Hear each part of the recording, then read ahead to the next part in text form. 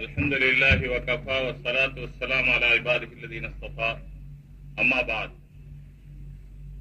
பெருமதிப்பிற்குரிய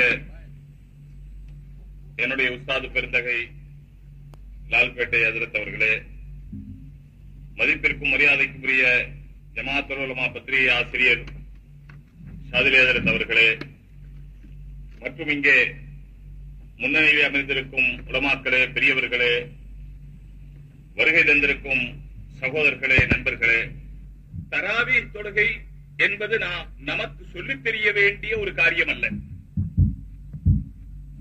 அது எத்தனை ரக்காத் என்பதும் சொல்லித் தெரிய வேண்டிய காரியம் இல்லை. ஒரு ஆண் பெண் வேடம் போட்டுக்கொண்டால் பார்ப்பதற்கு பெண்ணை போன்றே தெரியும். அப்பொழுது யாராவது சொல்லிக் கொடுப்பார்கள், இது பொம்பளை இல்ல ஆம்பளை என்று. இது ஏன் இந்த அவசியம் வந்துச்சு? ஒரு ஆம்பளைக்கு ஆம்பளை என்று அடையாளம் காட்டணுமா?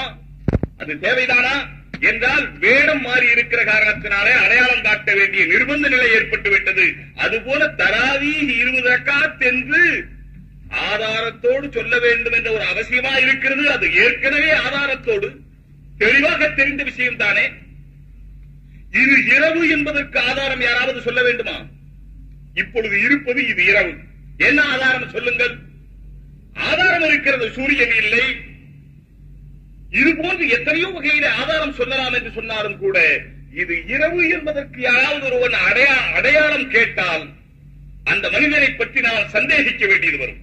இதே போன்று தராவீஹ் 20 ரக்காத் என்பது உலகமறிந்த உண்மை.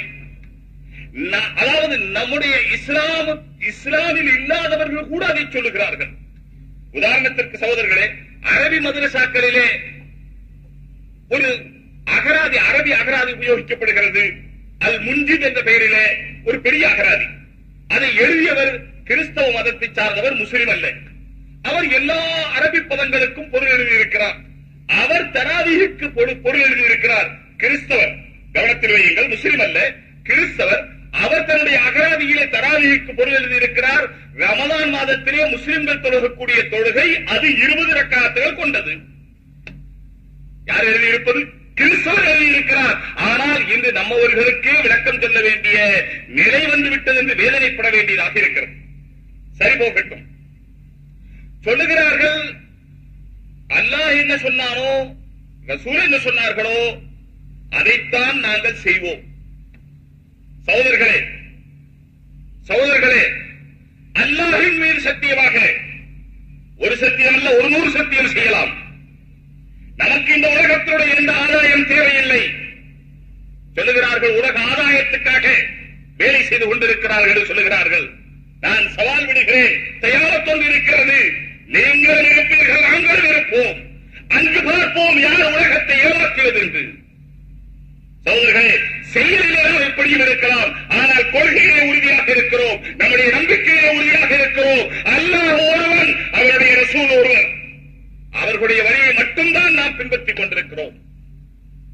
அவர்களுடைய வழியை விட்டு அனுபவம் பெறுவதற்கு நாம் சம்மதிக்கவில்லை. நம்முடைய ஜமாஅத்துல் உலமா சம்மதிக்கவில்லை. நம்முடைய அரபி மதரசாக்கள் சம்மதிக்கவில்லை.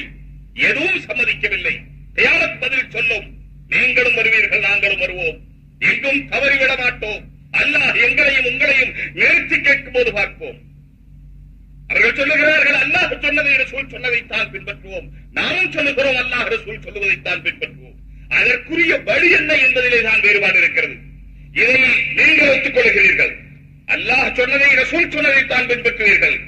இந்த ரமலானுடைய தராவீஹுடைய விஷயத்திலே தெளிவாக ரசூலுல்லாஹி ஸல்லல்லாஹு அலைஹி வஸல்லம் சொல்லி இருக்கிறார்கள். இப்னு மாஜாவுடைய ரிவாயத்திலே இருக்கிறது, ஷஹருன் கதபல்லாஹு லக்கும் கதபல்லாஹு அலைக்கும் ஸியாம். ரமலானுடைய மாதம் இது எப்படிப்பட்ட மாதம்? அல்லாஹ் உங்களின் மீது நோன்பை விதியாக்கி இருக்கிறான், கடமையாக்கி இருக்கிறான். வஸனன்துஹா லக்கும் கியாமஹு, அந்த மாதத்திலே நின்று தொழுவதை நான் சுன்னத்தாக்கி இருக்கிறேன். அல்லாஹ் குர்ஆனிலே தராவீஹ் தொழ வேண்டும் என்றோ ரமலானுடைய மாதத்தினுடைய இரவு தொழுகை பற்றியோ அல்லாஹ் குர்ஆனிலே குறிப்பிடவில்லை என்பதற்கு இந்த ஹதீஸே ஆதாரம். வஸனன்துஹா லக்கும், நான் உங்களுக்கு சுன்னத்தாக்கி இருக்கிறேன். சரி, ரசூலுல்லாஹ் சுன்னத்தாக்கி இருக்கிறார்கள். சுன்னத்தாக்கினால் ரசூலுல்லாஹ் தொழுத மாதிரி தான் தொழுவேன் என்பது அவர்களுடைய வாதம். அந்த வாத நூல்கள் ஏராளமாக இருக்கிறது என்றாலும் கூட ஒரு தெளிவான தலைப்பெழுதிய நூல் தராவீஹ் தொழுகை. மாநகருடைய பிரபலம் ஒருவர். தராவீஹ் தொழுகை இங்கு உள்ளே எழுதியிருக்கிறது. அதாவது தராவீஹ் தொழுகை பற்றி இதில் விரிவாக எழுதியிருக்கிறதாம். அப்படி எழுதிவிட்டு உள்ளே எழுதும் போது அறிஞர் அபு அப்துல்லா எழுதியிருக்கிறார். இதில் உள்ளே எழுதியிருக்கிறது அறிஞர் அபு அப்துல்லா. யார் பட்டம் கொடுத்தார்கள் என்பது தெரியவில்லை. மௌல்வி என்று போட்டுக்கொள்ள முடியாத நிலையிலே, ஆலிம் என்று போட்டுக்கொள்ள முடியாத நிலையிலே அறிஞர் அபு அப்துல்லா. இது யார் கொடுத்திருப்பார்கள் என்பதை பற்றி இப்பொழுது நமக்கு தேவையில்லை. இவர் தராவீஹ் தொழுகை எழுதியிருக்கிறார். இதிலே ஆக என்ன எழுதியிருக்கிறார் என்பதை நான் பின்னாலே சொல்லுகிறேன். ஆக இவருடைய வாதமும் இங்கு மதுரை நகரில் உள்ள நம்முடைய சகோதரர்கள் அவர்களுடைய வாதமும் ரசூலுல்லாஹி ஸல்லல்லாஹு அலைஹி வஸல்லம் எப்படி தொழுதார்களோ அப்படித்தான் தொழுவோம், அதற்கு மாறாக தொழுக மாட்டோம்.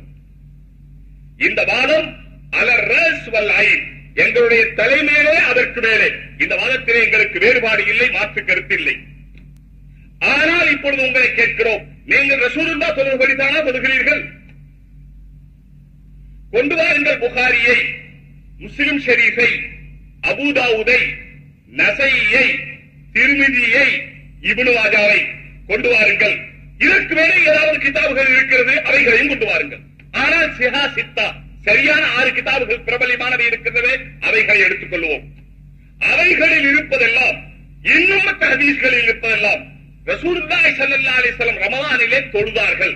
எப்பொழுது? கடைசி 10 خرج في جوف الليل عن عروة عن عائشة رضي الله تعالى عنها أن النبي صلى الله عليه وسلم خرج في جوف الليل. புகாரியிலே ரமலானுடைய பாடத்திலே இரண்டாவது ரிவாயத்தாக, 3 ரிவாயத்துக்களில் இரண்டாவது ரிவாயத்தாக இடம்பெற்றுள்ள இந்த ரிவாயத் ஹஜ்ரத் ஆயிஷா, அன்னை ஆயிஷா ரலியல்லாஹு தஆலா அன்ஹா அவர்கள் என்று அறிவிக்கப்படுகிறது.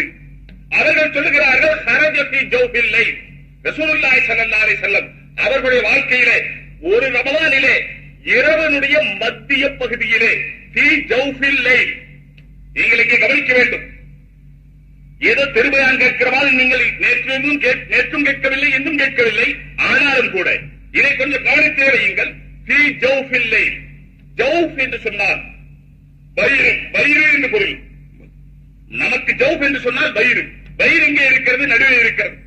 ஃபீ ஜௌஃபில் லைல், இரவனுடைய நடுபாகத்திலே ரசூலுல்லாஹி ஸல்லல்லாஹு அலைஹி வஸல்லம் வீட்டிலிருந்து வெளியே வந்தார்கள், வந்து தொழுதார்கள்.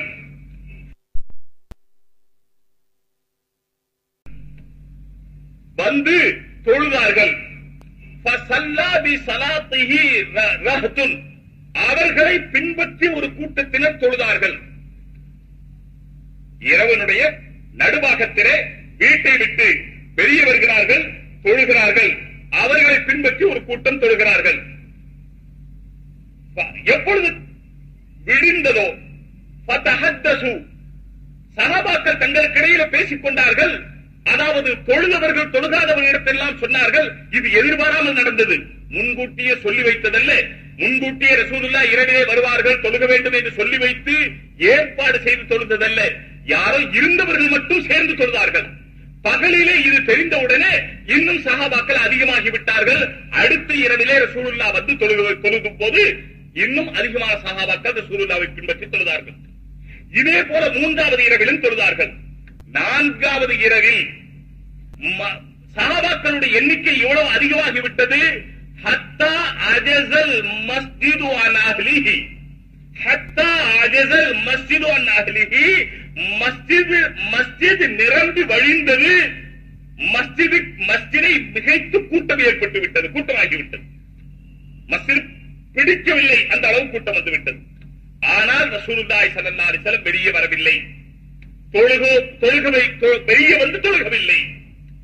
சஹாபாக்கள் எதிர்பார்த்து சுபுஹ் தொழுகத்தான் ரசூலுல்லாஹ் வந்தார்கள். சுபுஹ் தொழுத பிறகு ஃபலம்மா சல்லம, சலாம் கொடுத்த பிறகு திரும்பி உட்கார்ந்தார்கள். திரும்பி உட்கார்ந்து சொல்லும் போது சொன்னார்கள், நான் பயப்பட்டேன் உங்களின் மீது இந்த தொழுகை, இந்த இரவிலே தொழுவோமே அந்த தொழுகை கடமையாக்கப்பட்டு விடுமோ என்று நான் பயந்தேன். எனவே நான் வெளியே வரவில்லை. சகோதரர்களே, நன்றாக கேட்டுக்கொண்டீர்களே, ரமதானிலே கடைசி 10 அந்த 10 வேறு ஹதீஸுடைய கிதாபுகள் என்று தெரிகிறது. 23, 25, 27 இரவுகளிலே 3 இரவு, அதுவும் தொடர்ந்த 3 இரவல்ல. முதல் 23, 25 ஒரு நாள் விட்டு, பிறகு 27 ஒரு நாள் விட்டு 3 நாள் ரசூலுல்லாஹ் தொழுதார்கள். இன்னும் ஹதீஸ் கிதாபுகளை நன்றாக ஆராய்வு செய்தால் விளங்குகிறது, அடுத்த வருஷத்திலும் ரசூலுல்லாஹி ஸல்லல்லாஹு அலைஹி வஸல்லம் இதே போல 3 நாள் தொழுதார்கள். விட்டு விட்டு தொழுதார்கள். இரவனுடைய மத்தியிலே தொழுதார்கள். முன்னேற்பாடு இல்லாமல் தொழுதார்கள் இரவனுடைய மத்தியிலே. இதுதான் ரசூலுல்லாஹ் தொழுதது. நீங்களும் தொழுவதானால், ரசூலுல்லாஹ்வை பின்பற்றி தொழுவதானால், ரமலானிலே இரவினுடைய மத்தியிலே மஸ்ஜிதிலே யாருக்கும் சொல்லாமல் நீங்கள் தொழுகலாம். இதுதான் சுன்னத்தை தவிர இதற்கு மாறாக, இப்பொழுது நான் சொன்னதற்கு மாறாக ஏதாவது ஒரு ஹதீஸ் கிதாபிலே நிரூபித்து காண்பித்து விட்டால் என்ன வேண்டுமானாலும் பின்னாலே நீங்கள் பூர்த்தி செய்து கொள்ளுங்கள்.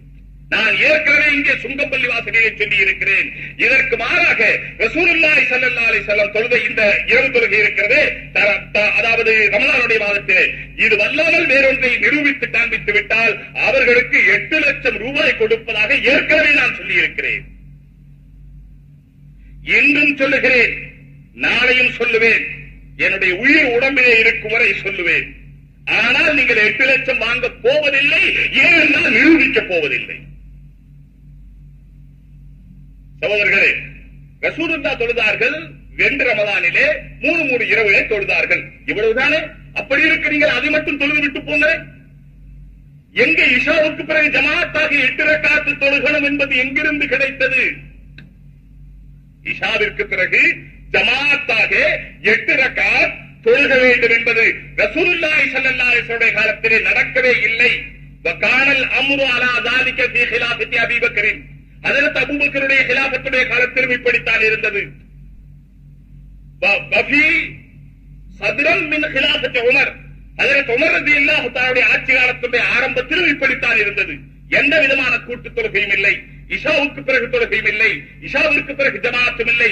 மக்கள் தனித்தனியாகவும் தொழுதார்கள், சேர்ந்தும் தொழுதார்கள், இரவனுடைய நடுப்பகுதியை தொழுதார்கள். ஏன்? ரசூலுல்லாஹ் அப்படித்தான் தொழுதார்கள். நீங்களும் அப்படி தொழுங்களேன். இன்னும் நான் சொல்லுவதானால், தராவீஹ் என்ற வார்த்தை குர்ஆனிலும் இல்லை, ஹதீஸிலும் இல்லை, எதிலும் இல்லை. பின்னாலே வந்தவர்கள் தான் உற்பத்தி செய்தார்கள். பின்னால் உள்ளவர்களுடைய பேச்சை கேட்க மாட்டேன் என்று சொன்னால், ஹதீஸில் உள்ளதைத்தான் சொல்லுவேன் என்று சொன்னால், ஹதீஸில் தராவீஹ் என்ற வார்த்தையே இல்லை. ஆனா இப்ப என்ன ஆச்சுன்னு சொன்னா, முதல்ல தராவீஹ் 8 ரக்காத்துன்னு சொல்லிக்கிட்டு இருந்தாங்க. இப்ப நாம இப்படி திருப்பி பிடிச்ச உடனே தராவீஹ் என்ற வார்த்தையை விட்டு விட்டு இரவு தொழுகை 8 ரக்காத், தராவீஹ் வார்த்தை விட்டாச்சு. ஆனா விடவும் முடியல பூராவும், சொல்லவும் முடியல பூராவும்.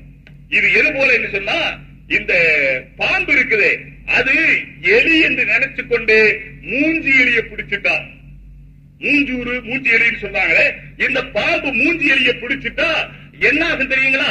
அது எலிய திங்கும் பாம்பு, எலிய பிடிச்சிடும். ஆனா மூஞ்சி எலிய பிடிக்க முடியாது. சில பிராணிக்கு சில குணம். இப்போ அது பிடிக்காது, பாம்பு மூஞ்சி எலிய பிடிக்காது. ஆனா தவறி சில சமயத்துல எலி என்று நினைச்சு கொண்டு மூஞ்சி எலிய பிடிச்சிட்டா, வாயில உள்ள நுழையும் போதே அதுக்கு தெரிஞ்சிடும் இது மூஞ்சி எலி. இப்ப இந்த மூஞ்சூறு உள்ள போனா பாம்பு செத்துரும், வெளியே விட்டா கண்ணு குருடாயிரும். இப்ப தராவீன்னு சொல்லியாச்சு, சொல்லாம விட்டா மானம் போயிடும், சொன்னா கொள்கைன்னு சொல்லப்படக்கூடிய தவறான பிரச்சாரத்துக்கு இடையூறு. இப்ப முழுங்கவும் முடியல, துப்பவும் முடியல. இந்த மூஞ்சூறு பிடித்த பாம்புகளே நன்றாக கேட்டுக் கொள்ளுங்கள். தராவீஹ் என்ற வார்த்தை ஹதீஸிலே இல்லை, குர்ஆனிலே இல்லை. பின்னாலே வந்தவர்கள் தான் சொன்னார்கள். ஏன் சொன்னார்கள் தெரியுமா? தராவீஹ் என்ற வார்த்தை, தக்லீத் என்ற வார்த்தை, இதே போல ஃபர்து கிஃபாயா என்ற வார்த்தை, இதே போல முஸ்தஹப் என்ற இப்படி பல வார்த்தைகள் இருக்கிறது. பின்னால் வந்தவர்கள் தான் சொன்னார்கள். ஏன் சொன்னார்கள்? வித்தியாசங்களை தெளிவாக விளங்குவதற்காக வேறு வேறு பெயர்கள் வைத்தார்கள். நன்றாக கவனிக்க வேண்டும். தக்லீத் என்ற பெயர் ஏன் வைத்தார்கள்? இத்திபா என்றே வைத்திருக்கலாமே. நம்முடைய மதிப்பிற்குரிய காரி சாஹிப் அவர்கள் சொன்னது போல இத்திபா, தக்லீத் இதுவெல்லாம் ஒரே வகையை சார்ந்ததுதான். ஏன் இப்படி வேறு வார்த்தைகள் வைத்தார்கள் என்று சொன்னால், நமக்கு அதற்கும் இதற்கும் உள்ள வேறுபாடு தெளிவாக விளங்க வேண்டும் என்று தராவி என்ற வார்த்தை ஏன் வைத்தார்கள்? மக்களுக்கு இது இஷாவிற்கு பிறகு ஜமாத்தாக தொழுவதற்கு அதற்கு உமர் ரலியல்லாஹு தஆலா அன்ஹு அவர்கள் ரசூலுல்லாஹினுடைய மன்ஷை அவர்களுடைய கருத்தை அனுசரித்து ஏற்படுத்தியது என்று விளங்கிக் கொள்வதற்காகத்தான். சரி, இது ஒரு புறம் இருக்க, ரசூலுல்லாஹ் தொழுதார்களே அப்படி தொழுங்கள் ரமதானிலே என்று நாம் சொல்லுகிறோமே, அது கூட ரசூலுல்லாஹ் ரமதானிலே மட்டும்தானா அந்த 8 ரக்காத்து தொழுதார்கள்? ரசூலுல்லாஹ் ஃபதஹஜ்ஜத் பிஹி நாஃபிலத்தன் லக், ஃபதஹஜ்ஜத் பிஹி நாஃபிலத்தன் லக்.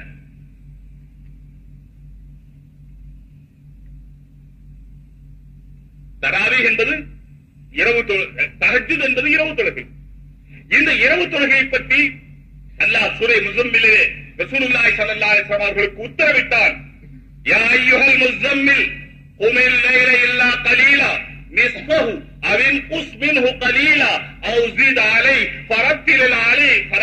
ஃபரத்தில் குர்ஆன தர்தீலா இன்னா சனுல்கி அலைக கௌலன் ஸகீலா. இது நீண்ட ஆயத்து. இந்த ஆயத்திலே அல்லாஹ் அவர்களை பணித்திருக்கிறான். குமில் லைல், நீங்கள் இரவிலே நின்று தொழுங்கள். குமில்லை, இங்கே கும் என்ற வார்த்தை இருக்கிறது. யா அய்யுஹல் முத்தஸ்ஸிர் கும் ஃபஅன்ஸிர், அங்கேயும் கும் என்ற வார்த்தை இருக்கிறது, இங்கேயும் கும் என்ற வார்த்தை இருக்கிறது. அது பகலுக்குரியது, இது இரவுக்குரியது. அங்கே கும் என்று சொன்னால் புறப்படுங்கள் என்று அர்த்தம். யா அய்யுஹல் முத்தஸ்ஸிர் கும் ஃபஅன்ஸிர், போரை போற்றி இருப்பவரே புறப்படுங்கள், உங்களுடைய ரப்பை பற்றி மக்களுக்கு எச்சரியுங்கள். கும் ஃபஅன்ஸிர், அங்கேயும் கும் இருக்கிறது, புறப்படுங்கள் என்று அர்த்தம். ஆயத்தமாகுங்கள் என்று அர்த்தம், தயாராகுங்கள் என்று அர்த்தம். இங்கே யா அய்யுஹல் முஸம்மில் குமில் லைல இல்லா கலீலா, போர்வை போர்த்தி இருப்பவரே குமில் லைல, இரவிலே எழுந்து நில்லுங்கள், உங்களுடைய இறைவனை வணங்குங்கள் என்று விரிவாக அல்லாஹ் சொல்லுகிறான். அங்கேயும் கும், இங்கேயும் கும், அர்த்தம் வேறு வேறு. அரபி வார்த்தை தான், அதற்கு அர்த்தங்கள் வேறு இருக்கிறது. தமிழிலே எத்தனையோ வார்த்தை இருக்கிறது. படி என்று சொன்னோம், அளக்கிற படியும் இருக்கிறது, ஏறுகிற படியும் இருக்கிறது. படிப்படியாக என்று சொல்லுகிறோம், வித்தியாசம் இருக்கிறது. எல்லாம் ஒன்றா? எல்லாம் ஒன்றா? இந்த வார்த்தைகளுடைய வித்தியாசத்தை விளங்குவதற்கு அரபியானம் தேவைப்படுகிறது. இது கூட தேவையில்லை என்று சொன்னால் அரபியானம் இல்லாமலே அரபி விளங்குவது, தமிழ் ஞானம் இல்லாமலே தமிழ் விளங்குவது. நான் சாதாரணமாக எப்பொழுதும் சொல்லுவதும் எல்லோரும் கேட்டு இருப்பீர்கள், தமிழை தாய்மொழியாக கொண்டவர்களுக்குத்தான் தமிழ் விளங்கும். இல்லை என்று சொன்னால் தமிழிலே ஒன்று இருக்கிறது, அவன் கடுக்கா கொடுத்துட்டான். யாராவது வேறொரு நாட்டு தமிழ் பாஷை இல்லாதவங்க வந்து கடுக்கா கொடுத்துட்டாரு அப்படின்னு சொன்னா அவர் கடையில போய் கடுக்கா விலை கேட்பார். தமிழ்ல கடுக்கா கொடுக்கிறதுன்னா என்ன அர்த்தம்? அவன் கடுக்கா கொடுத்துட்டு போயிட்டான்னு சொன்னா என்ன அர்த்தம்? இதே போல பல வார்த்தைகள் இருக்கிறது. என்ன சொல்லுவேன், கம்பி நீட்டிட்டார், அவர் கம்பி நீட்டிட்டாருங்க. கடையில போய் கம்பி வாங்கி நீட்டுறதா? இதுக்கு என்ன அர்த்தம்? சரி, நான் ஒண்ணு கேட்கிறேன், தமிழ்காரங்களுக்கு அர்த்தம் தெரியும் கம்பி நீட்டுறதுன்னா என்னன்னு. ஆனா அதுக்கு விளக்கம் சொல்லுங்கன்னு சொன்னா, எங்க ஓடி போறதுக்கு கம்பி நீட்டிட்டாரு சொல்றாங்களே, அதுக்கு இதுக்கு என்ன சம்பந்தம் கேட்டா ரொம்ப பேருக்கு சொல்ல தெரியாது. எனக்கே இன்னும் தெரியல. நான் சொல்றேனே தவிர, கம்பி நீட்டுறதுன்னு சொன்னா கம்பி அடிச்சு நீட்டுறது, இவர் ஓடி போறதுக்கும் கம்பி நீட்டுவதற்கும் என்ன சம்பந்தம் இருக்குது அப்படின்னு நானும் யோசிச்சு பாக்கிறேன். இதுவரைக்கும் விளங்கல. யாருக்காவது விளங்கினா பின்னாலே சொல்லுங்க சார். ஆக தமிழ் வார்த்தைகளை புரியறதுக்கு மிகப்பெரிய ஞானம் தேவைப்படுது. அதே போல அரபி இருக்கிறது, ரொம்ப ஆழமான பாஷை, அதை புரிவதற்கு ஞானம் தேவைப்படுகிறது. ஆக ரசூலுல்லாஹி ஸல்லல்லாஹு அலைஹி வஸல்லம் தஹஜ்ஜுத் தொழுதார்கள். அது அவர்களின் மீது கடமையாக இருந்தது. தஹஜ்ஜுத் ரசூலுல்லாஹின் மீது கடமை. ஏனென்றால் குமில் லைல அல்லாஹ்வுடைய உத்தரவு. ஆகையினால கடமை. ரசூலுல்லாஹ் தொழுதார்கள், ரமலானிலும் தொழுதார்கள், ரமலான் அல்லாத காலத்திலும் தொழுதார்கள். இப்பொழுது நீங்கள் சொல்லுகிறீர்கள், ரமலானிலே ரசூலுல்லாஹ் தொழுது தராவீஹா தஹஜ்ஜுதா? ரமலானிலே ரசூலுல்லாஹ் தொழுது தராவீஹ் என்று சொன்னால் தஹஜ்ஜுத் எங்கே? சரி, ரசூலுல்லாஹ் ரமலானிலே தொழுது தஹஜ்ஜுத் என்று சொன்னால் தராவீஹ் எங்கே? கொஞ்சம் நம்ம சகோதரர்களிடத்தில் கேட்டு பாருங்கள். அதிலும் நம்முடைய கொள்கை சகோதரர்கள். ரசூலுல்லாஹ் ரமலானிலே தொழுதார்களே, ஜௌஃபுல் லைல், இரவனுடைய மத்தியிலே, அது தஹஜ்ஜுதா தராவீஹா? நீங்கள் அந்த ரிவாயத்தை தான் ஆதாரமாக சொல்லுகிறீர்கள் இது தராவீஹ் என்று. அப்படியானால் தஹஜ்ஜுத் எங்கே? சரி, இல்லை, இது தஹஜ்ஜுத் என்றால் தராவீஹ் எங்கே? பாருங்க, இதை தஹஜ்ஜுத் தராவீஹ் என்று எடுத்துக்கொண்டால் தஹஜ்ஜுத் ரசூலுல்லாஹ் மீது வாஜிபாயிற்று, கட்டாயமாயிற்று. அப்ப ரமலான் ரசூலுல்லாஹ் தஹஜ்ஜுத் தொழுகலையா? தன்னுடைய வாஜிபை நிறைவேற்றவில்லையா? நிறைவேற்றவில்லை என்று அர்த்தமாகும். சரி, ரசூலுல்லாஹ் ரமலானிலே தொழுவது தஹஜ்ஜுத் என்று சொன்னால் சனன்துஹாலக்கும் கியாமஹு, ரமலானிலே நின்று தொழுவதை நான் சுன்னத்தாக்கி இருக்கிறேன் என்று சொன்னார்களே, அந்த சுன்னத் எங்கே போனது? சகோதரரை, நீங்கள் நன்றாக கவனிக்கிறீர்கள். தஹஜ்ஜுத் என்று சொன்னால் தராவீஹை காணோம், தராவீஹ் என்று சொன்னால் தஹஜ்ஜுதை காணோம். ஃபஜ்ர் தொழுகிறதுக்கு இருட்டிலே மஸ்ஜிதுக்கு போய்கிட்டு இருந்தான். அப்ப பார்த்தா கொஞ்சம் ஒரு மாலை கிடந்துச்சு.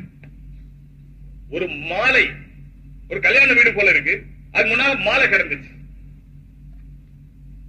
நான் அதை பார்த்துட்டு சரி மாலை கிடக்குதுன்னு நினைச்சு நல்லா பார்த்தா அது மாலை இல்ல, வாழை இலை அப்படியே சுருண்டு கிடக்குது, காஞ்சு போன இலை.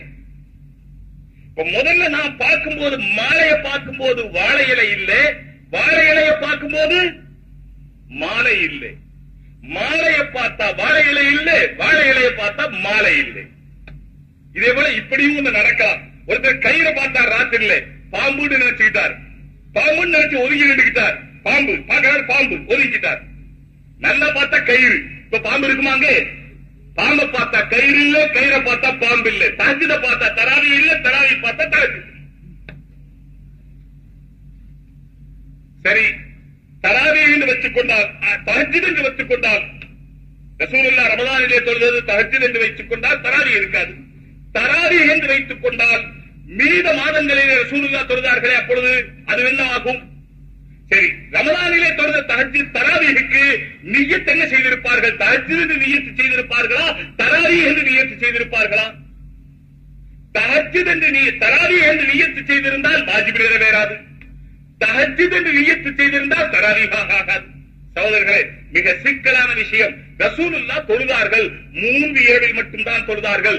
2 ரமலானிலே 3 இரவு நடுநிசியிலே மஸ்ஜிதிலே முன்னறிவிப்பில்லாமல் சில சஹாபாக்களுடைய ரசூலுல்லாஹ் தொழுதார்கள். இதே மாதிரி நீங்களும் தொழுது கொள்ளுங்கள். ரசூலை பின்பற்றுவதானால், நாங்கள் ரசூலைத்தான் பின்பற்றுவோம் என்று சொன்னால் நீங்கள் இரவிலே நடு இரவிலே தொழுங்கள், தஹஜ்ஜுத் தொழுங்கள். ஆனால் தஹஜ்ஜுத் என்பது இருக்கிறதே, அதை பற்றி அல்லாஹ் தான் சொல்ல வேண்டும். யார் தொழுகிறார்கள், யார் தொழுகவில்லை, அல்லாஹ்வுக்கு தான் தெரியும். அதை அந்த நேரத்தை பார்க்காதவர்கள் கூட இருக்கலாம். அவர்கள் இதை பற்றி பெரிய விமர்சனங்கள் செய்கிறார்கள் என்பதுதான் நமக்கு ஆச்சரியமாக இருக்கிற ஒரு விஷயம். ரசூலுல்லாஹி ஸல்லல்லாஹு அலைஹி வஸல்லம் 8395 நாள் 8395 நாள் தஹஜ்ஜுத் தொழுதிருக்கிறார்கள். நீங்க 6 நாளுக்கு மட்டும் எடுத்துக்கிறீங்க, பாக்கி நாள்லாம் உங்க பிரச்சனையிலே இல்லை. ரசூலுல்லாஹி ஸல்லல்லாஹு அலைஹி வஸல்லம் தங்களுடைய அனுபவத்துக்கு பிறகு 8395 நாள் இந்த இரவு தொழுகை 8+3 என்று எழுதுகிறீர்களே, அந்த ஸ்கூல்ல படிச்சு யாபங்க எப்ப பார்த்தாலும் 8+3 = 11 எழுதியிருக்கும். இதுல எழுதியிருக்கு இந்த புத்தகத்துல 8+3. அந்த ஸ்கூல்ல படிச்சது 2+2 4, 3+2 5, 5+8 13. அந்த ஸ்கூல்ல படிச்சது இன்னும் மறக்கலை. இங்கே ஹதீஸ் படித்தவர்கள் ஹதீஸை எப்படி எடுத்து வைப்பார்கள்? குர்ஆனை படித்தவர்கள் குர்ஆனை எப்படி எடுத்து வைப்பார்கள்?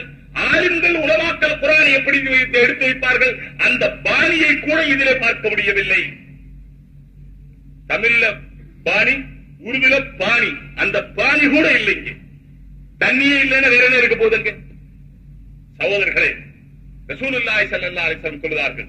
சரி, ரசூலுல்லாஹி ஸல்லல்லாஹு அலைஹி வஸல்லம் அப்படி 2 ரமலானிலே 3 நாட்கள் தொழுதார்கள், அவ்வளவுதான். அது தஹஜ்ஜுதுடைய தொழுகை. தராவீஹ் என்று ஒன்று இருக்கிறது, ரசூலுல்லாஹ் இரவு காலத்திலே தொழுதிருக்கிறார்கள். பைஹகியிலே தெளிவான ரிவாயத் இருக்கிறது. அப்துல்லாஹ் இப்னு அப்பாஸ் ரலியல்லாஹு தஆலா அறிவிக்கிறார்கள், ரசூலுல்லாஹி ஸல்லல்லாஹு அலைஹி வஸல்லம் ரமலானிலே 20 ரக்அத்தன் வல் வித்ர் 20 ரக்அத்தும் வித்ரும் தொழுதார்கள் என்று பைஹகியிலே ரிவாயத் இருக்கிறது.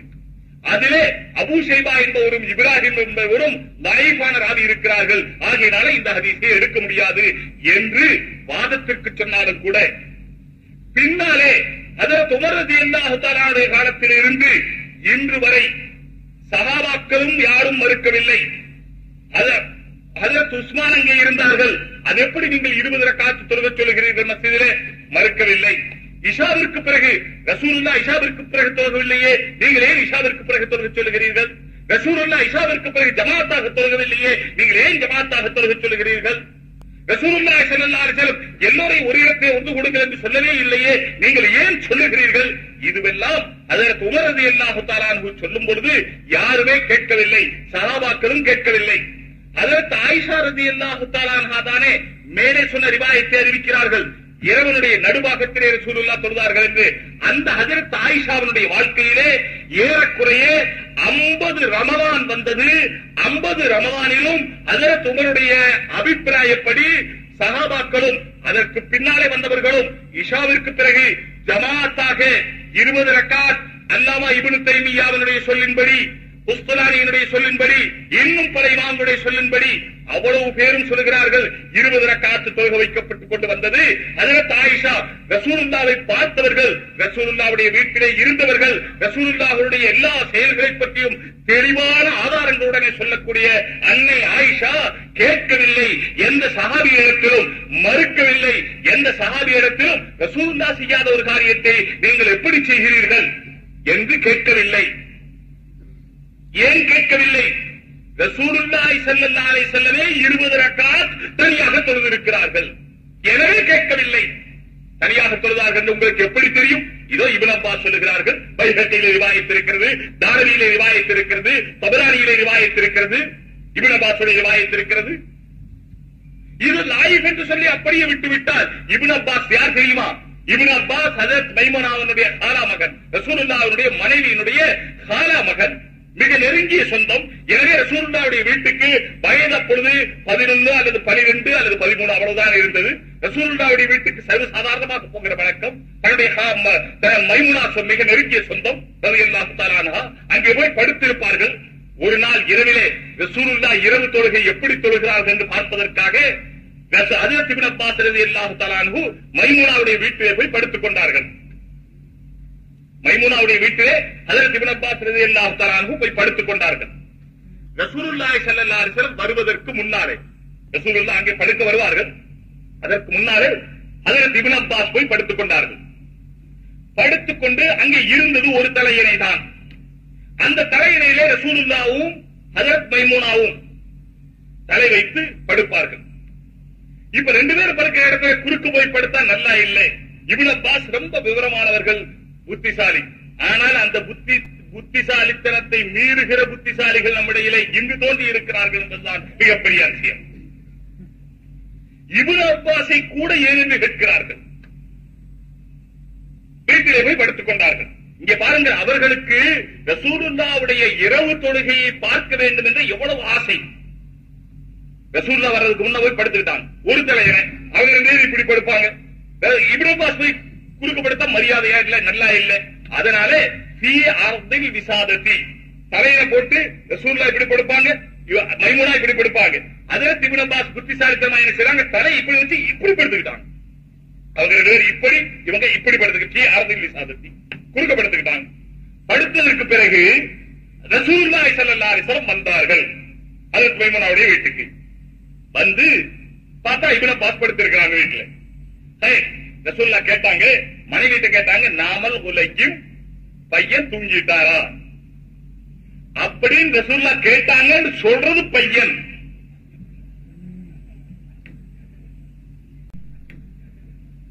இது சொல்றது யாருங்க?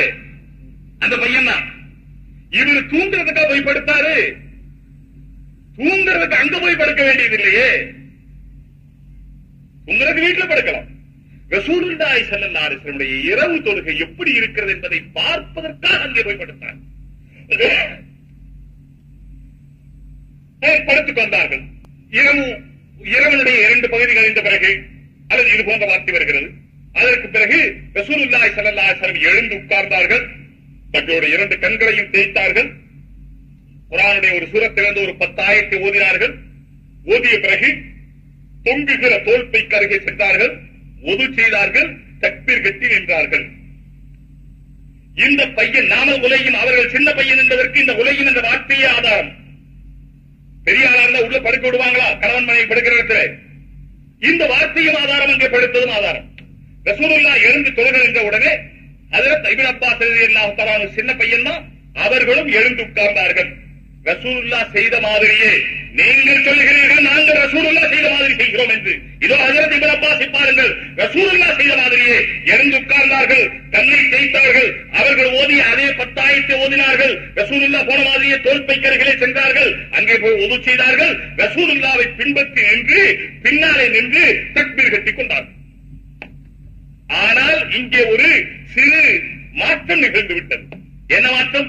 ஒரு இமாமுக்கு பின்னாலே ஒரு முக்ததி நின்றால், ஒரு இமாமுக்கு பின்னாலே அவரை பின்பற்றி தொழுகிற ஒருவர் நின்றால், வலது பக்கம் அவரை ஒட்டி காலுக்கு பின்னாலே நிற்க வேண்டும் என்பது முறை என்பதை ரசூலுல்லாஹி ஸல்லல்லாஹு அலைஹி வஸல்லம் அவர்கள் சொல்லி இருக்கிறார்கள்.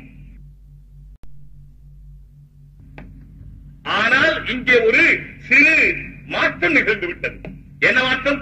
ஒரு இமாமுக்கு பின்னாலே ஒரு முக்ததி நின்றால், ஒரு இமாமுக்கு பின்னாலே அவரை பின்பற்றி தொழுகிற ஒருவர் நின்றால், வலது பக்கம் அவரை ஒட்டி காலுக்கு பின்னாலே நிற்க வேண்டும் என்பது முறை என்பதை ரசூலுல்லாஹி ஸல்லல்லாஹு அலைஹி வஸல்லம் அவர்கள் சொல்லி இருக்கிறார்கள். ஆனால் ஹஜ்ரத் இப்னு அப்பாஸ் அது அந்த நேரத்திலே அவர்களுக்கு தெரியாமல் இருந்த காரணத்தினாலே ரசூலுல்லாஹ்வுக்கு இடது பக்கமாக பின்னாலே போய் நின்று கொண்டார்கள். இப்பொழுது ரசூலுல்லாஹ்வுக்கு தெரிந்துவிட்டது பின்னாலே இருக்கிறார்கள், ஆனால் இடது பக்கம் இருக்கிறார்கள். நிற்க வேண்டியதோ வலது பக்கம். என்ன செய்வது? ரசூலுல்லாஹி ஸல்லல்லாஹு அலைஹி வஸல்லம் பாருங்கள், இதுதான் ரசூலுல்லாஹி ஸல்லல்லாஹு அலைஹி வஸல்லம் செயல். பின்னாலே கையை கொண்டு போனார்கள், அவர்களுடைய காதை பிடித்து இழுத்து கொண்டு வந்து வலது பக்கம் நிற்க வைத்து விட்டார். இப்படி முன்னாலே இழுத்தால் தொழுகிறதுக்கு குறுக்க நடக்கிறதாக வரும். அப்படியே விட்டுட்டால் இதுதான் சரியான முறையில் அவர் நினைக்க வேண்டியது வரும். சும்மா இல்லை, ஏமாளியும் இல்லை, கோமாளியும் இல்லை, ஏமாளியும் இல்லை, கோமாளியும் இல்லை. இடது பக்கம் தொழுதார்கள். இந்த இப்னு அப்பாஸ் ரலியல்லாஹு தஆலா சொல்கிறார்கள், ஸல்லா ரசூலுல்லாஹி ஸல்லல்லாஹு அலைஹி வஸல்லம் ஃபீ ரமலான 20 ரக்அத்தன் வல் வித்ர்.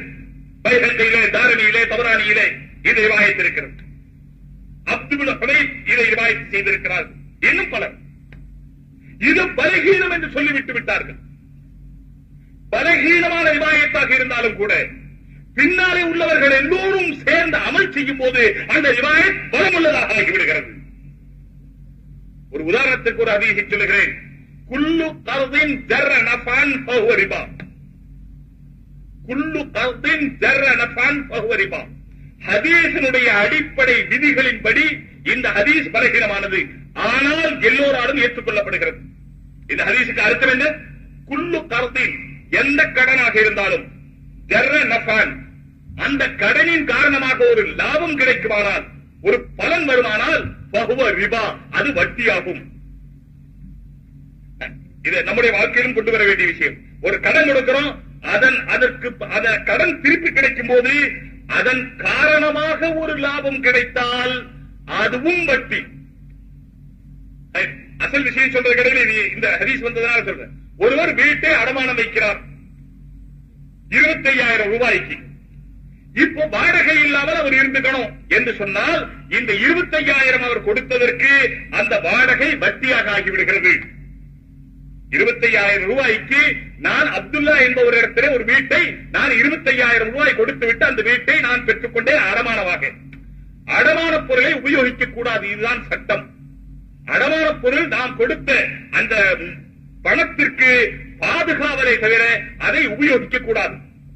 நான் 10 ரூபாய் கொடுத்து விட்டு இந்த வாட்சை அடமானமாக வாங்கினேன் என்று சொன்னால் இந்த வாட்சை நான் கையிலே கட்டக்கூடாது, காயத்திலே மடித்தோ அல்லது சும்மாவோ பெட்டியிலே போட்டு வைக்க வேண்டும். அதுதான் முறை. அடமான பொருளை உபயோகிக்க கூடாது. நான் 25,000 ரூபாய்க்கு பதிலாக அந்த வீட்டை அடமானமாக வாங்கி இருக்கிறேன், உபயோகிக்க கூடாது என்று சொன்னால் இப்போ சாதாரணமா உபயோகிக்கவே செய்யறாங்க. எங்க 25,000 ரூபாய் கொடுத்திருக்கிறோம், திரும்பி வர வரைக்கும் இது அடமானம், அதனால உபயோகிக்கிறோம், உபயோகிக்க கூடாது. சில பேர் மசாலா தெரிஞ்சவங்க சொல்லுவாங்க, இந்த வீட்டுக்கு 150 ரூபாய் வாடகை பெறும், அந்த வீடு மாசம் மாசம் 5 ரூபாய் வாடகை வாங்கிக்கிறது. இப்ப என்ன சொன்னாரு, இது அடமானம், வாடகையும் கொடுக்கிறேன். நான் வாடகையா கொடுக்கறீங்க, இதுக்கு பேர் வாடகையா? 150 ரூபாய் பெற வீட்டுக்கு 5 ரூபாய் கொடுத்துட்டு வாடகையா இது? இந்த 150 ரூபாய் வாடகையில 145 ரூபாய் குறைந்ததே. ஏன் குறைந்தது? இந்த 150 ரூபாயினுடைய நபா பலன் உங்களுக்கு கிடைக்கிறது. 5 ரூபாயை கொடுத்து விட்டு 150 ரூபாய் நபா நீங்கள் வைத்துக் கொள்கிறீர்கள், பலனை நீங்கள் வைத்துக் கொள்கிறீர்கள். இது எதன் காரணமாக? அந்த 25,000 ரூபாய் கொடுத்த கடனின் காரணமாக. குல்லு கர்தின் ஜர்ர நஃபன் ஃபஹுவ ரிபா. எந்த கடனானாலும் அதற்கு ஒரு லாபம் கிடைத்தால் அது வட்டிதான். இந்த ஹதீஸ் இருக்கிறதே இது தாயிஃபான ஹதீஸ். ஆனால் எல்லா இமாம்களும் ஏற்றுக்கொள்கிறார்கள், எல்லா பெரியவர்களும் ஏற்றுக்கொள்கிறார்கள், எல்லா முஹத்தீஸீன்களும் இதில் அமல் செய்திருக்கிறார்கள். காரணம் என்ன? சஹாபாக்களில் இருந்து இது தாமுலிலே இருந்து வருகிறது, செயல் ரீதியாக இருந்து வருகிறது. சொல் ரீதியாக பலகீனமாக இருந்தாலும் கூட செயல் ரீதியாக வலுவானதாக இருக்கிறது. அதே போல இருமல் ரக்காத் என்பது சொல் ரீதியாக இப்னு அப்பாஸுடைய இந்த ரிவாயத் ஏதோ ஒரு காரணத்தினால் பலகீனமாக இருந்தாலும் கூட, ஆனால் இதே இடத்திலே ஒன்றை கவனிக்க வேண்டும். இந்த ரிவாயத்திலே இப்ராஹிம் என்பவர் பலகீனமானவர் என்று ஒருவர் சொல்லுகிறார். அந்த ஒருவர் சொல்வதை மட்டும் வைத்து இந்த ஹதீஸையே புறக்கணித்து விடுவது என்பது இருக்கிறதே, அது சில சமயத்திலே பொருந்தலாம். ஆனால் ஒருவர் இதே போல பல ரிவாயத்து இதை அவர் எழுதிவிடுகிறார் தன்னுடைய புஸ்தகத்திலே, இதை இவர் பலகீனமானவர், இவரை இன்னார் பலகீனமானவர் என்று சொல்லி இருக்கிறார். சரி, இன்னார் பலகீனமானவர் சொல்லி இருக்கிறார், இன்னொருவர் அவரை பலமானவர் என்று சொல்லி இருக்கிறாரே. எத்தனை பேரை நான் காண்பிக்கட்டும்? அதுபோல ஒரு கிதாபிலே அஸ்மாஉர் ரிஜாலுடைய ஒரு கிதாபிலே அவரை பலகீனமானவர் என்று எழுதியிருக்கிறது. ஒருவர் அவரை பலகீனமானவர் என்று சொல்லி இருக்கிறார், 10 பேர் அவரை பலமானவர் என்று சொல்லி இருக்கிறார். நீங்கள் அந்த ஒருவர் சொன்னதை மட்டும் எடுத்துக்கொண்டு இந்த 10 பேர் சொன்னதை விட்டு விடுவதானால் இது எந்த வகையிலே நியாயத்தை சேரும்? எந்த வகையில் நீதியை சேரும்? ஒருவருக்கு மாறாக இந்த ஒருவர் சொன்னாலும் கூட அவர் பலமானவர் என்று சொல்கிறார், இவர் பலகீனம் என்று சொல்கிறார். சரி, போகட்டும். பலமானவர் பலகீனமானவர் என்பது அந்த அஸ்மாஉர் ரிஜால் எழுதுகிறவர்களுக்கு வகையா வந்தது. எங்க என்ன பத்தியே கேளுங்க, பல பேர் பல அபிப்பிராயம் சொல்லுவாங்க, உங்களை பத்தியும் சொல்லுவாங்க. இந்த அபிப்பிராயம் இருக்கிறது, அதெல்லாம் இலவசமா கிடைக்கும். இது யாரும் போய் காசு கொடுத்து வாங்க வேண்டிய விஷயம் இல்லை. ஒவ்வொரு நேரத்துக்கு ஒரு அபிப்பிராயம். ரொம்ப நல்லவருங்க அவரு. ஏங்க நாங்க இந்த விஷயத்துக்கு, இந்த மாநாட்டுக்கு, ஷரியத் மாநாட்டுக்கு போன வசூலுக்கு உடனே எங்களுக்கு ஒரு 2000 ரூபாய் கொடுத்துட்டார், அதனாலே நல்லவர். இன்னொருத்தர் சொல்றாரு, இல்ல இல்லைங்க அவர் ரொம்ப மோசங்க. என்ன, அவர் இன்னொரு காரியத்துக்கு போனாரு, அவர் வீட்டுக்குள்ள இருந்துகிட்டே இல்லைன்னு சொல்லிட்டார். அவர் சொல்லுவார் அவரை மோசம் என்று, இவர் சொல்லுவார் அவரை நல்லவர் என்று. யார் யார் என்ன தெரிந்திருக்கிறார்களோ, மனித அறிவுதானே, மலக்குடைய அறிவில்லையே, ஜிப்ரீலுடைய அறிவில்லையே, அல்லாஹ்வுடைய அறிவில்லையே, அல்லாஹ்வுடைய புறத்திலிருந்து வந்த அறிவில்லையே. அவர் சொல்லுகிறார், சரி, தேவையான இடங்களிலே ஏற்றுக்கொள்ளவும் தான். இன்னொரு இவர் சொல்லுகிறார் அவர் பலமானவர் என்று. ஒருவரை பற்றி அல்ல, 100 பேரை பற்றி, 100 இடத்தில் அல்ல, 1000 இடத்திலே என்னாலே நிரூபிக்க முடியும். பெருமைக்கு சொல்லவில்லை. ஹதீஸுடைய கிதாபுகளிலே தேவபந்திலே ஓதி கொடுக்கும் பொழுது, சாரன்பூரிலே ஓதி கொடுக்கும் பொழுது எத்தனையோ நிகழ்ச்சிகள் இது போல அவர் இவரை பலகீனமானவர் என்று சொல்லுகிறார், இவரே இன்னொருவர் பலமானவர் என்று சொல்லுகிறார். இவர்களை எழுதிக் கொண்டுதான் இருந்தார்கள். அல்லாம இப்னு ஹஜரை பற்றி எழுதும் பொழுது இந்த ஊர்க்காரரை எழுதினார், இப்னு ஹஜர் தானே தனக்கு முரண்படுகிறார். அல்லாம இப்னு ஹஜரை பற்றி அவர் எழுதுகிறார். அவரை பற்றி விமர்சனம் செய்கிற இவர் எப்படி இருப்பார்? அவர் சொல்லுகிறார், அவர் முதல்ல ஒரு இடத்துல அப்படி எழுதிட்டாராம், அதுக்கு மாத்தமா பின்னால் ஒரு இடத்துல ஒரு நபரை பற்றி முதல்ல மோசம் எழுதிட்டார், அவரே இன்னொரு இடத்துல அவருடைய ஹதீஸை ரிவாயத் செய்திருக்கிறார். அவர் எப்படி மோசம் சொல்லிட்டு ரிவாயத் செய்தார்? ஆகையினால் இப்னு ஹஜர் தானே தனக்கு முரண்படுகிறார். பாத்தீங்களா, இப்னு ஹஜருடைய பேச்சுக்கே விலை இல்லை. எப்ப இப்னு ஹஜர் ஒரு இடத்திலே தானே தனக்கு முரண்பட்டுட்டாரோ இனி அவருடைய எந்த பேச்சை ஒத்துக்கொள்ள முடியாது. ஏனென்றால் எந்த இடத்தில் வேண்டுமானாலும் அவர் அவருக்கே முரண்படலாம். எனவே சோதர்களே, அந்த ரிவாயத்து லைஃப் என்று சொன்னாலும் கூட, அதாவது இப்னு அப்பாஸுடைய ரிவாயத் லைஃப் என்று சொன்னாலும் கூட, தாவுலின் காரணத்தினால் அதற்கு உமர் ரலியல்லாஹு தஆலா அவர்கள் நடைமுறைப்படுத்தி அதை எல்லா சஹாபாக்களும், ஹஜ்ரத் ஆயிஷா முதற்கொண்டு எல்லா ஃபத்வா கொடுக்கக்கூடிய சஹாபாக்களும் ஏற்றுக்கொண்டு நடைமுறையிலே இருந்து இன்றளவுக்கும் நடைமுறையிலே உலகம் முழுவதிலும் இருந்து வந்திருக்கிற காரணத்தினாலே, வருகிற காரணத்தினாலே இன்றளவும் அல்ல இனி கியாமத் வரை இல்லாமல் போகுமானால் உங்களுடைய 8 ரக்காத் வாதம் இல்லாமல் போகும். இல்லாமல் போகுமானால் உங்களுடைய 8 ரக்காத்துடைய வாதம் இல்லாமல் போகுமே தவிர 20 ரக்காத்து இல்லாமல் போகாது. ஏனென்றால் இது ஹஜ்ரத் உமருடைய சுன்னத். ஹஜ்ரத் உமர் ரலியல்லாஹு தஆலா சுன்னத். ஹஜ்ரத் உமரும் கூட சகோதரர்களே தாங்களாக ஒரு சுன்னத்தை ஏற்படுத்தி விடவில்லை. தாங்களாக ஒரு சுன்னத்தை ஏற்படுத்தி விடவில்லை. இப்னு ஷிஹாப் ஸுஹ்ரி ரஹ்மத்துல்லாஹி அலைஹி சொல்கிறார்கள், அவர்கள் இந்த நிகழ்ச்சியை பற்றி அப்துல் ரஹ்மான் இப்னு அப்துல் காரி அவர்கள் சொல்லுகிறார்கள் என்று இப்னு ஷிஹாப் ஸுஹ்ரி சொல்லுகிறார்கள். நான் ஹஜ்ரத் உமர் ரலியல்லாஹு தஆலா உடனே ரமலானிலே மஸ்ஜிதுக்கு போனேன். அப்பொழுது அங்கே பன்னாசு முத்தஃபர்ரிகூன், அதாவது மக்கள் பிரிந்து பிரிந்து தொழுது கொண்டிருந்தார்கள். முத்தவஸ்ஸிஊன் என்று ஒரு இடத்திலே இருக்கிறது. பிரிந்து பிரிந்து தொழுது கொண்டிருந்தார்கள். சிலர் தனியாக தொழுது கொண்டிருந்தார்கள், சிலர் ஜமாத்தாக தொழுது கொண்டிருந்தார்கள். இதை ஹஜ்ரத் உமர் ரலியல்லாஹு தஆலா அன்ஹு பார்த்த பிறகு சொன்னார்கள், ஃபரா ஐ யஜ்மா ஹாஉலாஇ அலா காரியின் வாஹிதின். ஹஜ்ரத் உமர் விரும்பினார்கள், கருதினார்கள், இவர்கள் எல்லோரும் ஒரு இமாமுக்கு பின்னாலே நின்று தொழுதால் நன்றாக இருக்குமே என்று நினைத்தார்கள். கொஞ்சம் கவனியுங்கள். ஹஜ்ரத் உமர் எடுத்தவுடன் நீங்க தொழுங்க, ஒரு இமாமுக்கு பின்னாலே என்று சொல்லலே.